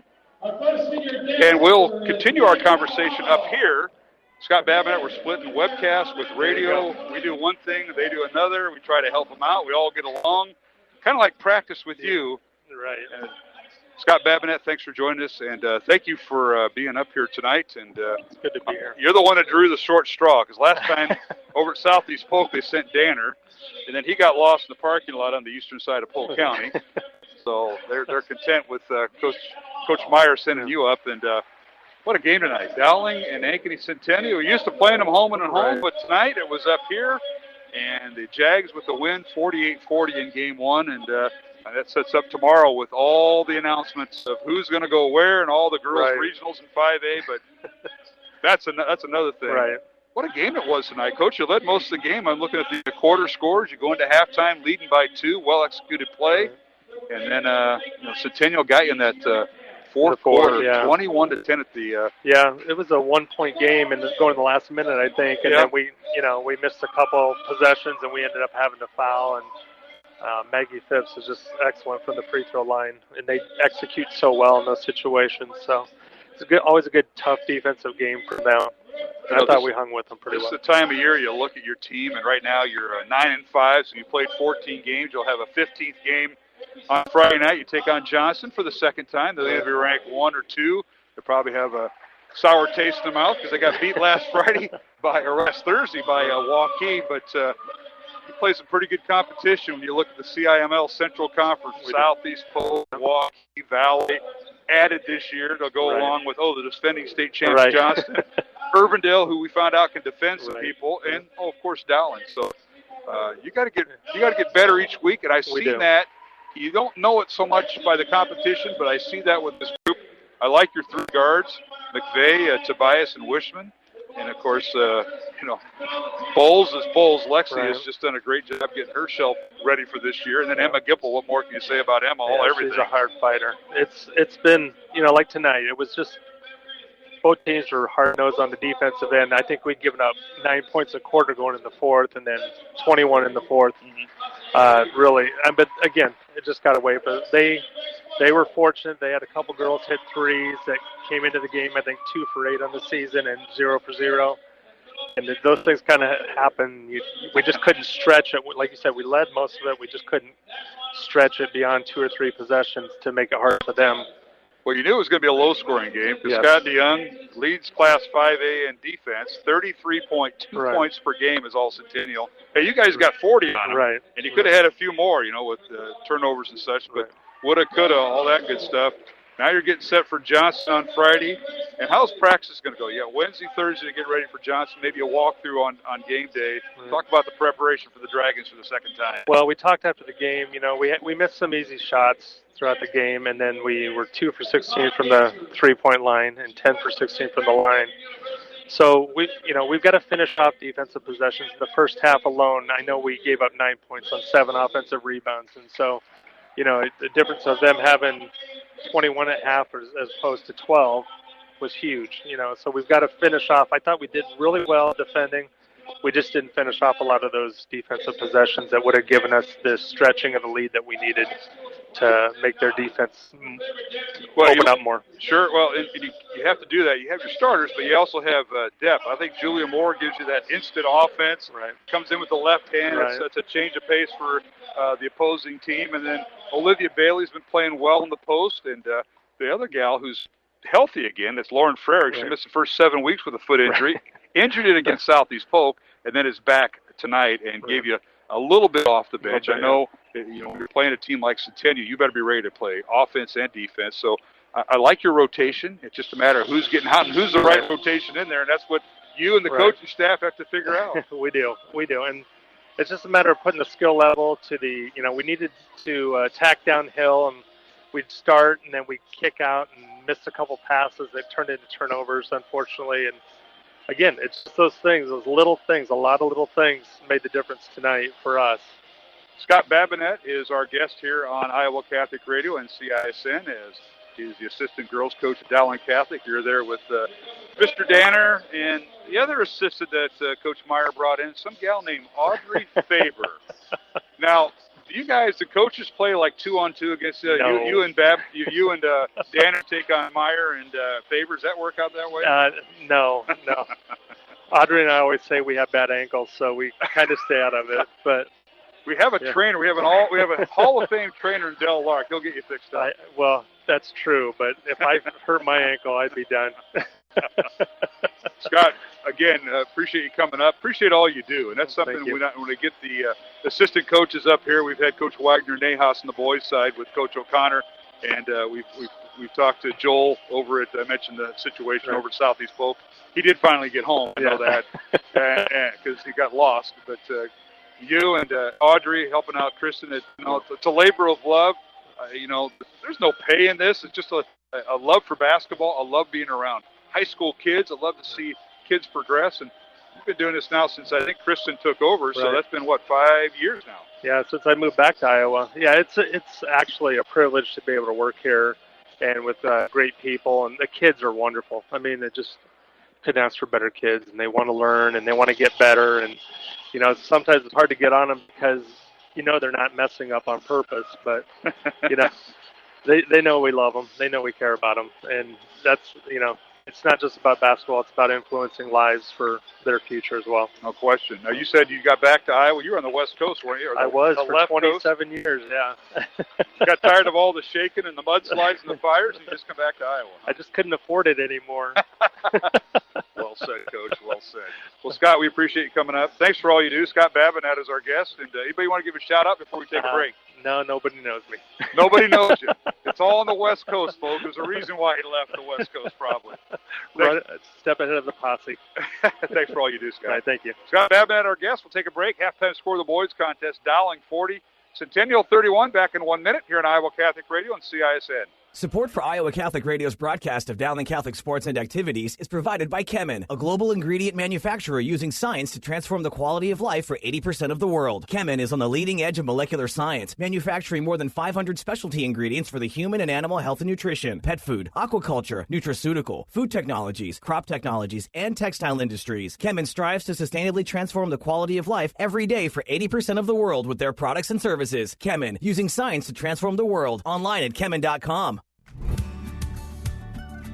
Thank you to Mercy One for their support of Iowa Catholic Radio. From the cardiovascular experts at the Iowa Heart Center to the pediatric services of Mercy Children's Hospital and Clinics, Mercy provides complete care for Central Iowa's adults and children with more than 50 primary care and specialty clinics in the Des Moines area. Find a convenient Mercy One location near you.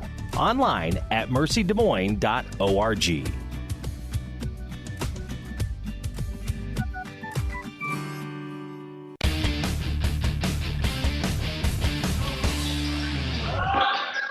And we're back here at the Dowling Gym, underway in the second half. Centennial with the basketball. A shot in the lane, no good by Magruder. Might have been blocked by Hughes. Centennial with the rebound. It forces a shot by Aguirre. It's no good. And then a putback up and good. And I think that was Brock Joensen. It's Chris Lewis, actually, who got that. And just no block out that time by Dowling. He just went right down the lane, Mark. Lewis. Nice. Riggs gets it inside for Dowling. So both teams trading baskets. Riggs with 6 points as we're underway here in the third quarter, 42-33 Dowling. Centennial with the ball. Cruz with it. He gets underneath, and a shot up and good by the freshman, Leo Aguirre. This is much better offense that we are seeing by Ankeny Centennial. And you and I both said something. They're going to come out ready to play here in this third quarter, Mark. And you haven't missed the mark there, my friend. Dowling with the ball. Here's Reed looking for a backdoor cut by Hughes. Can't get it to him. Now Riggs with it. Spins in the lane. Gets in the corner to Gregory. Jack for three. Good! Right over Colin McAleer. And we got a net that's caught. But how about that? Gregory with his third three of the night. He's got 11 points. Wow, that was a good kick out. Again, Centennial very aware of where Riggs is at. And they collapsed on him, but he was able to find his teammate in the corner. 45-35. Dowling with the lead. The Maroons have led by as many as 13. Centennial looking for their first lead. Cruz for three. It's no good. Rebound Dowling and Hughes. Maroons snapped a three-game losing streak with a win on senior night Friday night, 65-47 over Urbandale. They come in winning 4 of their last 8 or losing 4 of their last 8. Gregory for three. It's short. Rebound by Riggs, and they say it went off the hands of Centennial's Chris Lewis. It'll be Dowling possession. Oh, good hustle that time by Ryan Riggs. Again, one of those balls that get away from Centennial. It's got to drive the coaching staff crazy when they start looking at those rebound stats, Mark. Yeah, certainly. Maroons led 40-31 at halftime, and now Riedel in the lane. And they're going to call Riedel for the travel. Yeah, that was good defense by Cruz. It was going to be a turnover anyway. Even if Riedel didn't travel, Cruz had the ball. Centennial in a hurry. They get it in the front court. On the baseline to Leo Aguirre with 15 points at halftime. Now has 17. And now another steal by Dowling underneath. And reverse layup no good by Hughes. The ball's out of bounds. And they say it was touched by Gregory. It'll be Centennial possession. Well, that was really good defense by Colin McAleer. He did a nice job of not going up and not fouling Hughes. Really made it very difficult. Had to do the under the basket maneuver for the layup, and he forced Hughes on a reverse layup. Yeah, and I don't think he was ready for it. Centennial was led by Aguirre with 15 points at halftime, and now a three-pointer good by Brock Jensen. That's his second three of the night for 6 points. His 18th of the year. So you can hear the Centennial bench. Yeah. They know that they're right back in this game here. Aguirre with 17 points. Jensen with 6. Lewis with 2. Jackson Snyder off the bench for 4. We're just going through Centennial scoring. Tyler Johnson for 2 off the bench. McAleer held to 2. And Jerron Cruz with 6 points to lead Centennial. That's really good recognition. They doubled Riggs. They were not going to let him catch that ball, so Hughes was just wide open. He stepped up and nailed the three, and that's what you're going to do if they're going to double-team Riggs down in that post. Hughes with his 7th point of the night and his 7th three of the year. 48-38, Dowling by 10. Cruz for 3. Top of the key. It's no good. Riedel with the rebound. I mentioned closing out the Centennial stats the first half. 2 for 2 were Centennial at the free throw line. Dowling was 0 for 2 in the first half at the line. We'll go through the Dowling scoring in the first half. We get a break as the ball goes out of bounds. Pass intended for Riggs, but it bounced off the shoe of Aguirre. Yeah, Dowling being patient, trying to get Riggs down to that block area where Dowling has a huge size advantage over the Centennial Jaguars. They lob it inside to Riggs, and his layup good with a soft right hand over Chris Lewis. That's a really nice inbounds play that time. Good patience by Hughes, waiting for Riggs to get open. He has 8 points, does Ryan Riggs. Now a shot up and no good by Centennial's McAleer, who's struggling tonight. Just 2 points as Colin comes in averaging 10.5. Now a baseline shot 15 feet out is Riggs. It's good. And he's got 10 points now in double figures for Dowling Catholic. The Maroons' lead is now 14, their largest of the night. Well, right when Centennial had this down to 7, Mark, there was a little bit momentum, and Dowling has answered that. And they went dry from the field. Now a three-pointer, no good by Chris Lewis, the junior with the miss. Rebound Dowling. Here's Riedel in the front court. Dribble handoff to Simon. Daniel works the left side. They're going to call him for the carry as he was kind of winding up to go right around Jerron Cruz, and he carried the basketball. Wow. Centennial has missed 3 straight three-pointers after starting out this quarter, really cutting, moving the ball well, and I just don't like the way the direction of the offense is going here. Maroons were led by Matt Riedel with 14 points in the first half. 10 points right now for Ryan Riggs. 11 points for Jack Redicke. And 7 points for Sam Hughes. Mikey Chase has yet to score. And then round out scoring, Andrew Lynch off the bench with 2 points. Jalen Moses with 2 points. And Bialzak went 0 for 2 off the bench for Dowling in the first half at the free throw line. 52-38 Dowling, 3:15 remaining here in the third quarter from the Dowling Gym in the CIML non-division game. And now Aguirre kind of forced it there. The freshman tried to go through Riggs and Jalen Moses and didn't get anything on the shot, and the loose ball came away by Dowling with Moses. And here's Mikey Chase with it, dribbles in the lane, stops, and now, nice up and under by Mikey Chase around Jerron Cruz. You normally see that out of a 6'8 guy, not a 6'2 guy. Who taught him that? I know it wasn't Nahas that taught him that. I know that. And underneath, and a strong move to the basket, good by McAleer, his 4th point. Yeah, nice drive that time by McAleer. Again, I think that's how Centennial has to attack here. Try to soften up this defense by getting in the paint. Seen that move out of Mikey Chase this year. We did last possession. Here's Riggs, left block. And a turnaround hook shot, good, right over Aguirre, the freshman. Really nice that time. Good recognition. No double team that time, so Riggs had a clear shot. Good little jump hook. 12 points for Riggs. Corner 3, up and good as both teams exchange baskets. And that's a corner 3 by Brock Jensen. I think that's his 3rd here in this third quarter, maybe his 2nd, but it's 3rd of the game, Coach. Okay, he's had 2 here in this quarter. Yep, he's got 9 points. Brock Jensen, the senior, usually comes off the bench, but forced to start tonight due to the injury to Kelling. And now on the baseline, shot up and good by Hughes. Yeah, didn't even use the glass that time. That was a really tough angle and got the friendly bounce. We saw that in the first game, and now a minute 40 remaining. Cruz for 3, no good. Rebound out to McAleer, and Centennial keeps possession. And now here is the freshman, and he has the ball fall out of his hands. Aguirre tried to dribble down, and now the pass by Mikey Chase to Moses out of bounds, and it'll be Centennial basketball. But,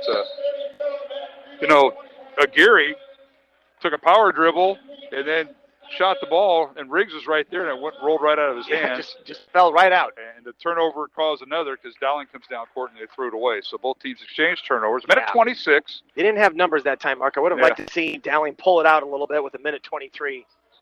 And here in the third quarter, 58-43, Dowling by 15. This is their largest lead of the contest. Three-pointer right side, no good by McAleer, and a rebound Dowling. Here's Riedel with it to Mikey Chase. Riedel has it right side, guarded by Cruz. Jerron playing on that injured ankle, and he's weathered the storm tonight. And now Lynch for 3, top of the key, and it's no good by Dowling. Jensen with the rebound, and Centennial the other way as they go to the south basket. Now Cruz dribble drives, and an ankle looked pretty good there. Bowled his way through. Jerron with his 8th point. That was a nice take. He's been settling for threes, Mark. I think that's what he needs to do there. I think he can get to the basket whenever he wants. Dowling with the ball, and here's Riedel. And we got a timeout called by Dowling, and it'll be Dowling basketball out of bounds underneath the basket. It'll be a 30-second timeout. We'll keep it here with 39 seconds remaining. 58-45 is our score. Dowling leading 8th-ranked Ankeny Centennial. As other games tonight in the CIML, these are all girl-boy doubleheaders. Lincoln is at Johnston, Ames at Southeast Polk, Roosevelt at Urbandale, and Hoover at Ankeny. Of course, the Ames Southeast Polk game also being carried on CISN. That's a good matchup. Ames, that boys contest is going to be... Yeah, it will.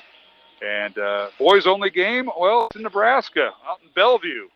2.5-hour trip for Coach Oles and the Waukee boys, ranked 2nd. You think they're ranked 1st. AP sports writers say different. They're taking on number 2 Bellevue West out of Nebraska, the number 23 team nationally with a record of 18-1. And that game started at 6 o'clock in Bellevue, Nebraska. So we'll get an update on that as we're out of the timeout. Dowling with the ball. They tried to get Riedel inside, but really good defense, and now a turnover by Daniel. And it'll be Centennial basketball. With 25 seconds remaining, Maroons by 13. 72-32, Southeast Polk leading Ames. Girls. Is that the girls' game? Yes. Okay, girls game. Thank you. Right. I keep forgetting we're not in sync with the rest of the league. That would be shocking if that was a boys' score. We had the 5 o'clock girls tip, and our boys game going on here. Centennial holding for the last shot. That makes more sense. I'd like to see Cruz take this off the dribble and try and get inside the paint. He's going to get a ball screen here by Joensen. He comes off the Joensen ball screen. Leaves it underneath for Tyler Johnson, broken up by Dowling with 3 seconds. Down court goes Hughes, his shot off the glass. Good at the horn. Mikey, I'll tell you what, Hughes did a tremendous job, Sam, with the basket at the horn. There was a lot of contact there. Could have went either way. Block, charge. In fact, they just decided to go no call, and the basket counts. 11 points for Sam Hughes. We come to the end of the third quarter with the score, Dowling 60 and Centennial 45. Along with Mike Swain, Mark Amadale here on Iowa Catholic Radio and CISN.TV. Support for Iowa Catholic Radio and Dowling Catholic Sports is provided in part by Ashworth Vision Clinic. With 2 licensed optometrists, Barbara Sheets, a Dowling graduate, and Dr. Craig Harper, the Ashworth Vision Clinic team provides complete eye exams, contact lenses, glasses, glaucoma testing, and pre- and post-operative care. Ashworth Vision Clinic is located at 60th and Ashworth in West Des Moines. 515-440-4610 or online, ashworthvision.com. This is Matt Wilkham, Executive Director for Iowa Catholic Radio. Thank you for the many gifts and notes of encouragement we receive every day from listeners who are impacted by the positive message on Iowa Catholic Radio. Remember, our Spring Carathon starts Monday, February 22nd. Please prayerfully consider a pledge of $30 a month by calling 515-223-1150 or at iowacatholicradio.com. Thank you again, and may God bless you for your generosity.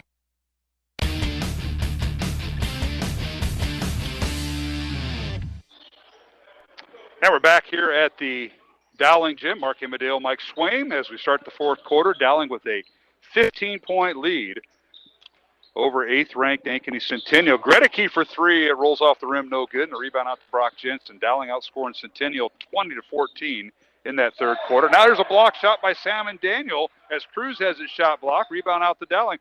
And Riebe, a lob pass to Gregory, and he can't get it to get the dunk down, and a rebound the other way to Centennial. Jackson Snyder with it. Up top it goes to Tyler Johnson to Cruz. Drawn, guarded by Riggs.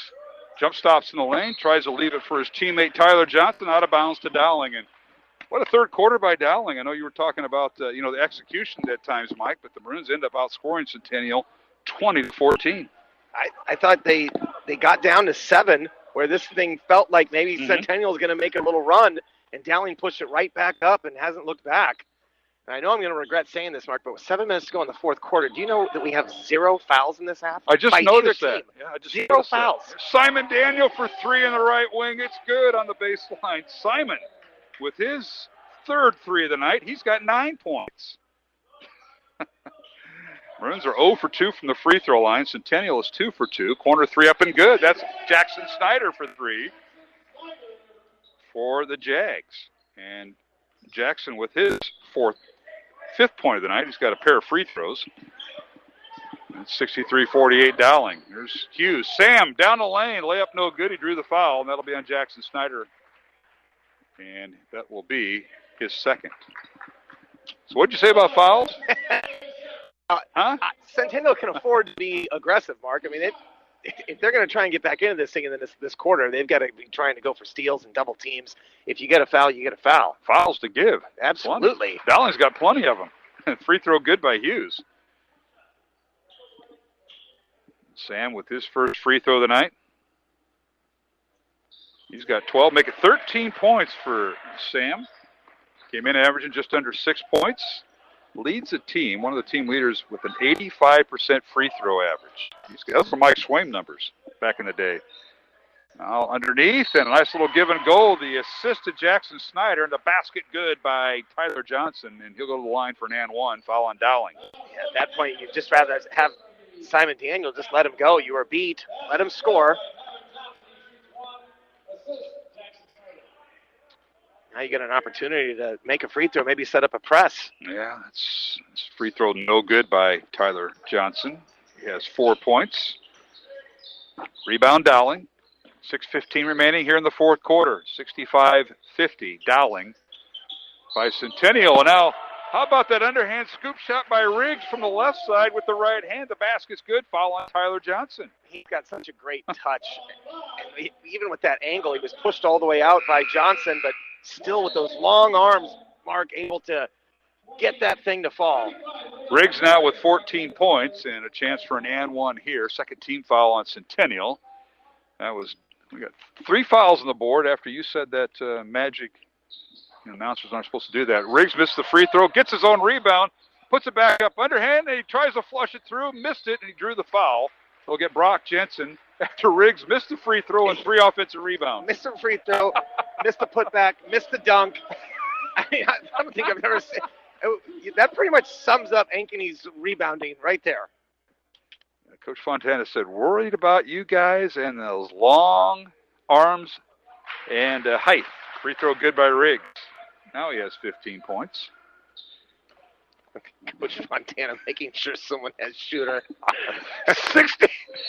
68-50. Second free throw is no good, and now we've got a foul on Centennial, and that's going to get Coach Fontana up. Yeah, he's not happy about that. The referee thought Gregory sort of got undercut. But, that's what it is. Yeah. Snyder will pick up the foul as 4th. Now 68-50 is our score. Dowling by 18. They lob it into Riggs. The free throw line goes around Aguirre. Tries to get underneath 2. Riedel, and it's poked out of bounds by Jackson Snyder. It'll be Dowling possession. Yeah, right idea. That's just a tough pass to handle, though. Is it just me, or we've been in this baseline for quite a while? It's just me? This possession has been forever. Gregory for 3. It's good. And they ended up getting 3 and a point out of Riggs, so they got 4 points on this drive. Well, that has sort of been the story, Mark, for Dowling tonight. It went their way, and now a turnover. Well, no good hustle by Cruz, avoiding that turnover. Gregory with his 18th point on his 4th 3 of the night. That puts him to 24 for the year. It's 71-50, Dowling by 21. Who would have thought this? As the ball was poked out of bounds by Dowling on Centennial's offensive possession. Well, here, and Mike. to be fair with Centennial, I mean, they are down a starter, and their other starter is on sort one of hobbled leg by that ankle. So and that's Cruz, who's guarded by Simon Daniel right now. Duran with the bum ankle, dribbling to the free throw line, cut off. Now he'll put up a shot. It's no good. Rebound Riggs as he takes the ball away from Chris Lewis and Centennial. Another good contest by Daniel. Underneath to Gregory, and he'll slam it through. Hughes with the assist and the second duck tonight for Jack. He's got 20 points. Well, just some uncharacteristic play by Centennial, Mark, not getting back in transition. We haven't seen really the defensive pressure that we're normally accustomed to from Coach Fontana teams. Hughes picks up the foul for Dowling, his first.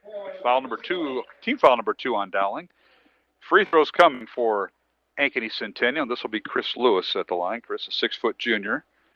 And the first one is good, a 60% free throw shooter on the year, and that is his 3rd point of the night. Tonight's game on Iowa Catholic Radio brought to you by Kemen, Dental Associates, and Construction Professionals. Second free throw good. 4 points for Chris Lewis. 73-52 is our score. Dowling with the lead. Full court pressure by the Jaguars. Lewis guarding Hughes, and now he gets over to Riedel, guarded by Cruz. Riedel down the lane, layup good. That's something that Cruz can't do, is that bum ankle. You can't play defense like you want to. Yeah, but the lack of help has got to be what's concerning the Jaguars coaching staff. Nobody's sliding over and taking a charge. Riedel with his 16th point. It's his first basket of the second half. 75-52 Dowling. Riedel has been able to get into that paint area whenever he wants tonight. It's good to have him back at full strength. Here's Hughes over to Riedel for 3. It's up and off the mark, no good. Ball slapped around, and Chris Lewis comes down with it. Centennial with the ball in their front court as they go right to left in front of us. Lewis going against Hughes. His shot up and good. The foul is on Sam Hughes of Dowling. The basket will count. And Chris Lewis to the basket, to the free throw line. So Hughes picks up his second foul. And Lewis with his 6th point. And a chance for an and one here. And the free throw good. He's 3 for 3 tonight at the line, all in the second half. Lewis with 7 points, and it's 75-55. The Dowling lead is 20. over Ankeny Centennial. Earlier tonight, it was the Centennial girls defeating Dowling 48-40 in game one of our doubleheader. And Gregory underneath, and nobody there to stop him. Brock Joensen. He's having a fantastic offensive game tonight, Mark. 22 points for Jack Gregory. 77-55 Dowling, and Alice Steele. Now Cruz is hurt. Down court to Simon Daniel, and his shot up no good. Ball might have been deflected by Aguirre, and picked up and scored that time by Gregory, who now has 24 points. And I'm watching Cruz. He sort of ran into his own teammate. He's not moving real well out there. Yeah, he dinged that ankle up, you can tell. Here's Aguirre with it, down the lane, guarded by Simon Daniel. Shot good. Strong move that time by Leo Aguirre. That's 19 points for the freshman. Yeah, he's going to be a nice player, Mark. He can shoot from outside. He's got good body for a freshman, physical. Hughes with the basketball, down the lane. His shot is no good. The rebound, Aguirre. Here's Leo in transition. Splits the defenders. The ball goes out of bounds. He tried to go between Riggs and Riedel. And now wholesale substitutions for Centennial. Reese Robinson, the freshman, coming in, number 44. Also coming in will be Derek Smith, number 2. As both teams go into their benches. Brock Joensen returns to the lineup for Centennial, number 25. Dowling has Bialzak back in there, Adam Bialzak, who played earlier in the contest. Here's Hughes with it. Out to Simon Daniel. Under 3 minutes remaining. Dowling with the lead, 79-57. Now backdoor cut and a pass by Simon Daniel to Bialzak, stolen away by the Centennial Jaguars. Evan Bryan in there, number 30, with the steal. Now jumping to the free throw line. A bank shot up and good. The basket will count. Foul on Dowling. That's Chris Lewis again with the basket. He's got 9 points and he'll have a chance at an and one here. Just not a good foul that time. And I know we just came off of a Dowling turnover, Mark, but for the most part, Dowling has taken care of the ball tonight. They've done a good job of eliminating those turnovers that we've seen so often in these games. Free throw good by Lewis. He's 4 for 4 at the line, and he has 10 points off the bench. As Tyler Johnson checks in for the Jags, number 5. It'll be Simon Daniel and Matt Riedel in the backcourt for Dowling with Jack Gregory. Also in there for the Maroons, Dylan Smith, number 2. Played on senior night, actually got the start, and Jack Gregory. Bialzak cut off at the left block, out to Riedel. Thinks about the three, won't shoot it. Here's Simon Daniel to Bialzak. Back to Daniel. The ball poked away by Derek Smith, and now Daniel's shot no good. Leaves it short, and a rebound out to Tyler Johnson. And Centennial in transition. The ball poked out of bounds by Dowling as they tried to hit Reese Robinson, the freshman at 6'6", in there for Centennial, wearing number 44. And they couldn't do it. Ball tapped out of bounds, and now Coach Bob Fontana wants a full timeout. We'll take one ourselves. 2:14 remaining here in the fourth quarter. It's Dowling 79, Ankeny Centennial 60 here on Iowa Catholic Radio and CISN. Thank you, Construction Professionals, for your support of Dowling Catholic Sports 365. Construction Professionals is a family-owned business dedicated to our customers. Whether designing, building, or renovating, we are here to better serve you. Our passion for quality craftsmanship, paired with our dedication to creativity, result in a home that reflects your personality, style, and family function. Construction Professionals. Design, build, renovate. CPCustomHomes.com. From our family to yours. God bless. Thank you, Dental Associates, for underwriting Dowling Catholic Sports 365. With over 40 years' experience, Dental Associates is a group dental practice with the mission of promoting optimum health and well-being to all patients, providing preventative, restorative, and cosmetic dentistry for the entire family. Message underwritten by Dr. Kenton Gleichman, Dr. Steve Karbaka, and Dr. Ben Nagel. Dental Associates, addressing your smile, needs, and dreams. Online at Des Moines-DentalAssociates.com. Iowa Catholic Radio, KWKY Des Moines, K233BT Des Moines, KIHS Adel. Listen online anytime at iowacatholicradio.com or download the Iowa Catholic Radio app.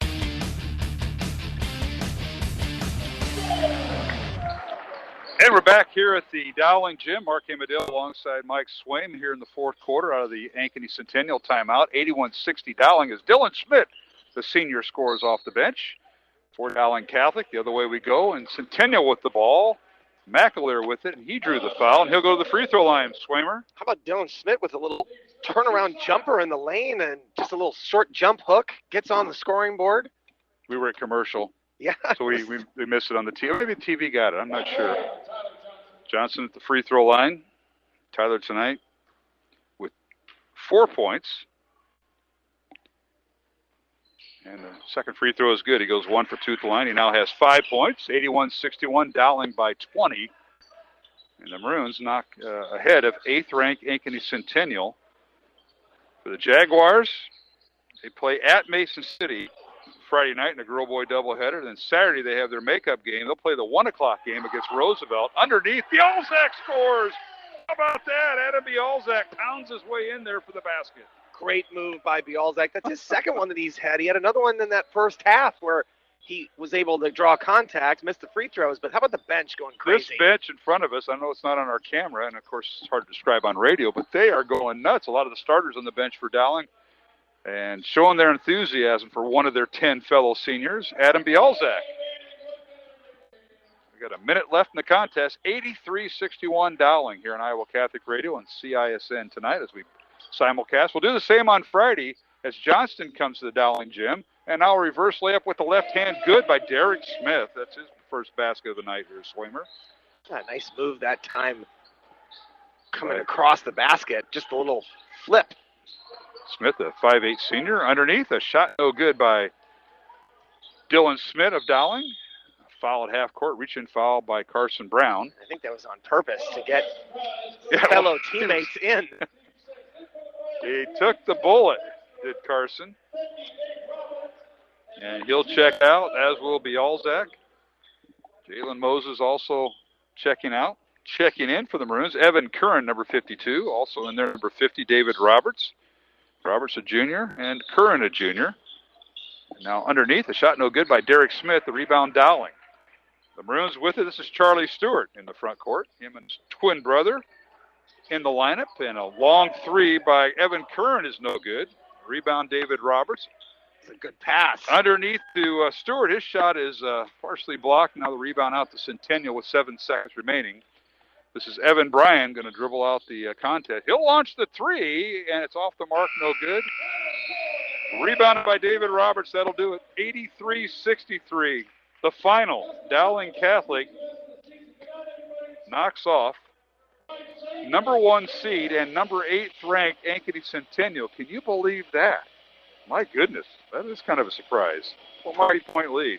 I think this is as dominant performance as Dowling has had this year. Their other great win is against Valley, but also a number 1 seed. I believe this was a more complete win tonight, and they got balanced scoring. Defensively, I thought they played really well. They limited their turnovers, and then, of course, they just controlled the boards. Centennial was never a factor on either side. We saw one possession, Mark, where Dowling ended up getting 4 or 5 offensive boards, a couple off of a free throw, and it was just all Dowling from the beginning as they jump out to a 9-0 lead and really never looked back. And I'm watching Jerron Cruz walk off, Mark, with his ankle taped. That's just not a great sign if you're a Centennial Jaguar fan. Yeah, he had that happen on Friday night against Ames, and Coach Fontana pulled him in the fourth quarter, and tonight he's got his ankle tape. Yeah, valiant effort by Cruz tonight, Mark, playing through that injury, and we hope that he's got enough time here, hopefully, to get healthy and that they can get all of their players back for a run at the sub-state. Well, when you're a number 1 seed, you know you're going to get a week off. But until then, for Centennial, up next, Friday they play at Mason City in a girl-boy doubleheader. Then on Saturday, a girl-boy doubleheader, but actually a boy-girl doubleheader beginning at 1 o'clock at the Centennial Gym with Roosevelt coming to town. Boys game at 1, girls at 2:30. Then next week, boys-only games, Centennial at home against North. That'll be senior night next Tuesday, a week from tonight on February 16th, and they'll finish out the season February 19th, that last Friday, home against Urbandale. For Dowling Catholic, the Maroons will host number 4 Johnston on Friday. We'll have both games on CISN.TV and Iowa Catholic Radio. The Maroons will host Cedar Rapids Kennedy on Saturday, 1 o'clock here at the Dowling Gym, and the Maroons finish off next week, Thursday, at 5th-ranked Council Bluffs Lincoln. We'll have that on Iowa Catholic Radio at 6 o'clock from Council Bluffs, and they'll finish out the next night, Friday, February 19th at Des Moines East. That rounds out the Dowling boys schedule. We'll take a break along with Mike Swain, Mark Emmerdale. We'll start our postgame show coming up here on Iowa Catholic Radio and CISN.TV. Final score in the boys contest, Dowling 83, Ankeny Centennial 63. Back after these messages for our postgame show on Iowa Catholic Radio and CISN.TV. Thank you, construction professionals, for underwriting our show, Man Up. Heard Mondays at 9 a.m. and 9 p.m. Construction professionals have been long supporters of Iowa Catholic Radio, and we've seen their work. It's beautiful. They do remodeling or new construction that is innovative, functional, and designing what you want.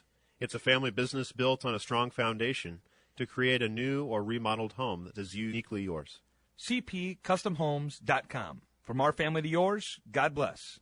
Thank you, construction professionals. Thank you, Dental Associates, for underwriting Dowling Catholic Sports 365. With over 40 years' experience, Dental Associates is a group dental practice with the mission of promoting optimum health and well-being to all patients, providing preventative, restorative, and cosmetic dentistry for the entire family. Message underwritten by Dr. Kenton Gleichman, Dr. Steve Karbaka, and Dr. Ben Nagel. Dental Associates, addressing your smile, needs, and dreams. Online at DesMoines-DentalAssociates.com.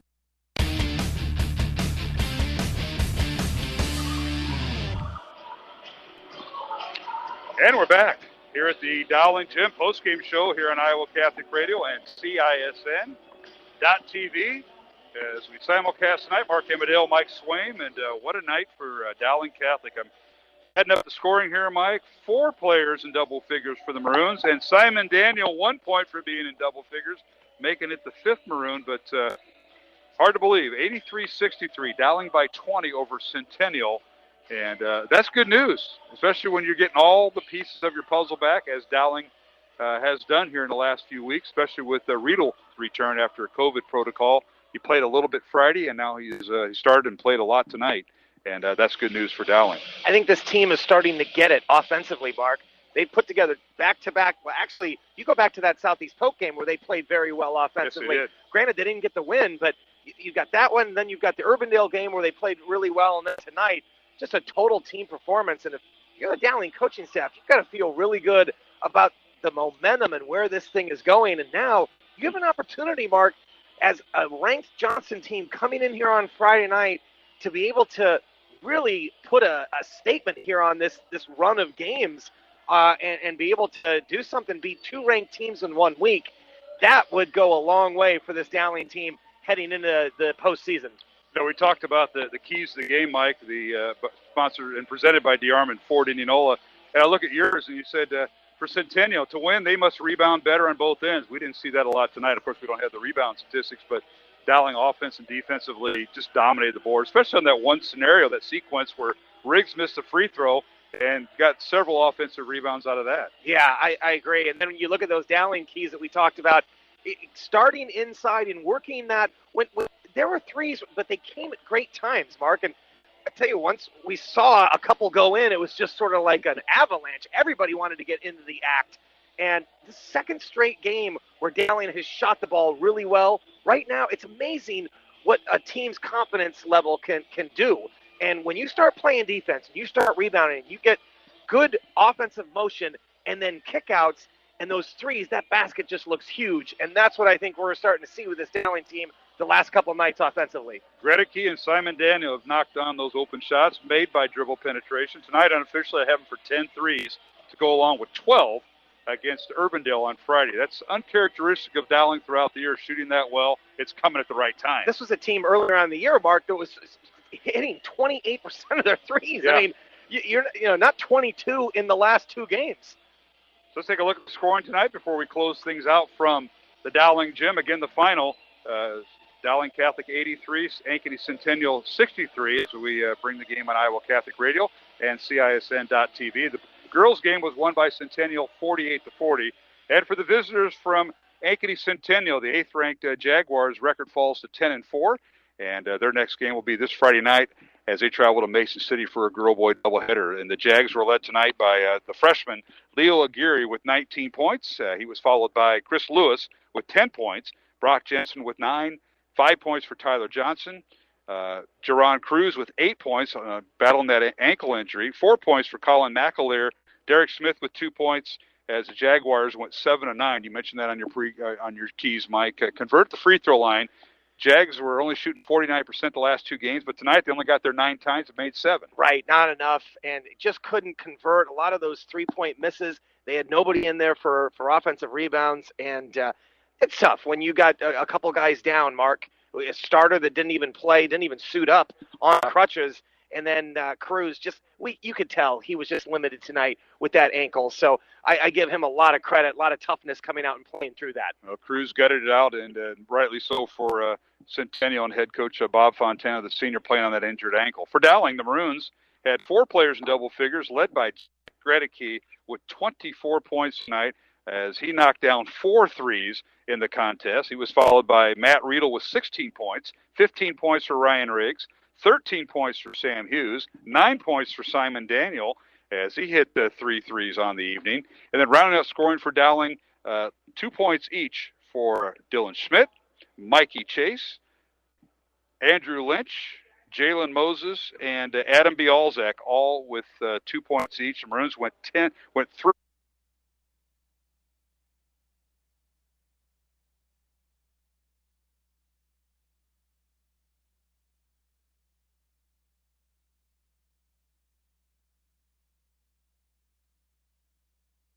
Support for Iowa Catholic Radio's broadcast of Dowling Catholic sports and activities is provided by Chemin, a global ingredient manufacturer using science to transform the quality of life for 80% of the world. Chemin is on the leading edge of molecular science, manufacturing more than 500 specialty ingredients for the human and animal health and nutrition, pet food, aquaculture, nutraceutical, food technologies, crop technologies, and textile industries. Chemin strives to sustainably transform the quality of life every day for 80% of the world with their products and services. Chemin, using science to transform the world. Online at chemin.com.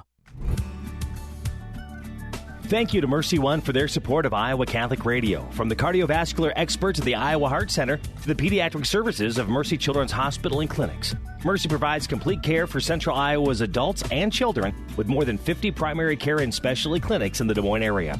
Find a convenient Mercy One location near you. Online at mercydesmoines.org.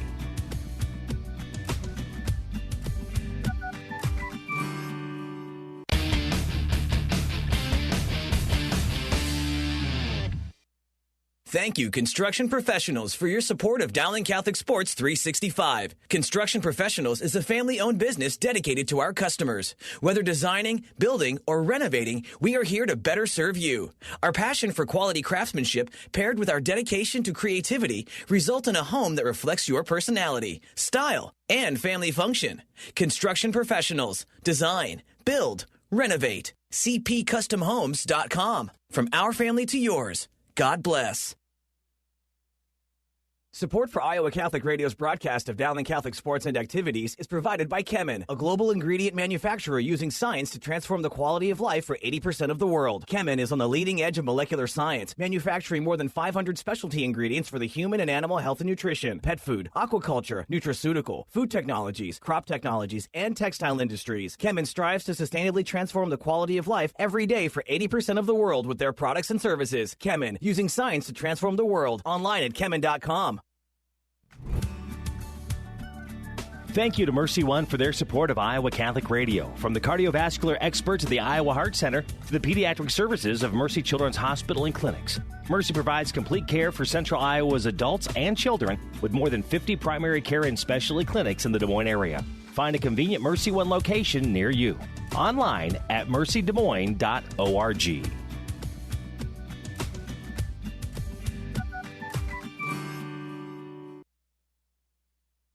Support for Iowa Catholic Radio's broadcast of Dowling Catholic sports and activities is provided by Chemin, a global ingredient manufacturer using science to transform the quality of life for 80% of the world. Chemin is on the leading edge of molecular science, manufacturing more than 500 specialty ingredients for the human and animal health and nutrition, pet food, aquaculture, nutraceutical, food technologies, crop technologies, and textile industries. Chemin strives to sustainably transform the quality of life every day for 80% of the world with their products and services. Chemin, using science to transform the world. Online at chemin.com.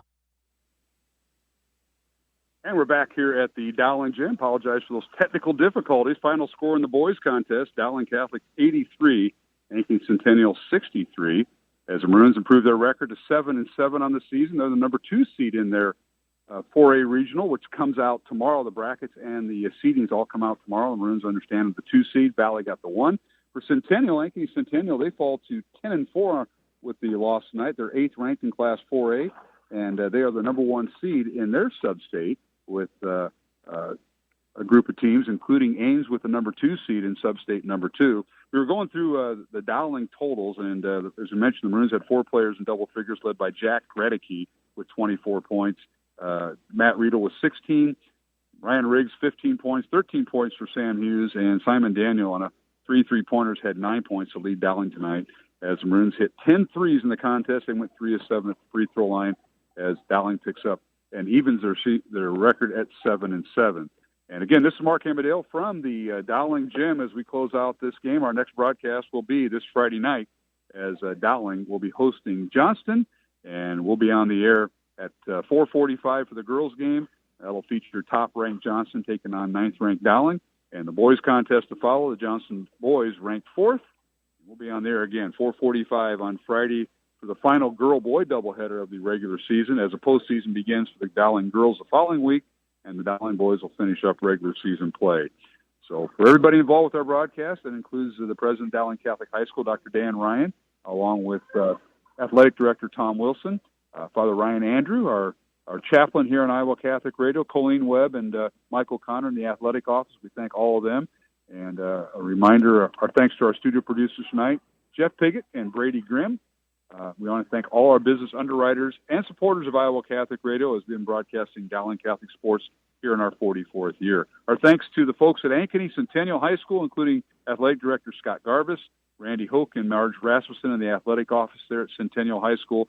Girls coach Scott DeYoung in his 32nd year of coaching, head coach Bob Fontana in his 31st year as a boys coach in coaching, and both of them with their 8th year at Ankeny Centennial. Our thanks to Dowling coaches Kristen Meyer and Michael Connor. Our halftime guests tonight were Nick Wagner and Scott Babinett. We want to thank them for joining us, assistant coaches in the Dowling boys and girls programs. And again, our next broadcast will be Friday night as we will be on the air at 4:45. So join us, Dowling hosting Johnston for the second time this year. These two teams meeting here at the Dowling Gym. We'll be simulcasting with our cousins from CISN.TV, and we want to thank them for all their great work. Devin Taylor, the producer, and Jeff Stark, their cameraman tonight. Our thanks to them for all they do. And our thanks to Pete Tarpey and all the group at CISN.TV and their webcasting team. Once again, this is Mark Hamadale for Brady Grimm and for Jeff Piggott. And my color commentators tonight, our thanks to Steve DeVinny and Mike Swain. And we'll be talking to you again from the Dowling Gym this coming Friday night. So join us at 4:45 for our pregame show. Again, the finals for the final time. In the boys contest, Dowling Catholic 83, Ankeny Centennial 63. In the girls contest, it was Ankeny Centennial defeating the Dowling girls 48-40. For everybody involved, this is Mark Hamadale wishing you a safe and blessed, faith-filled evening.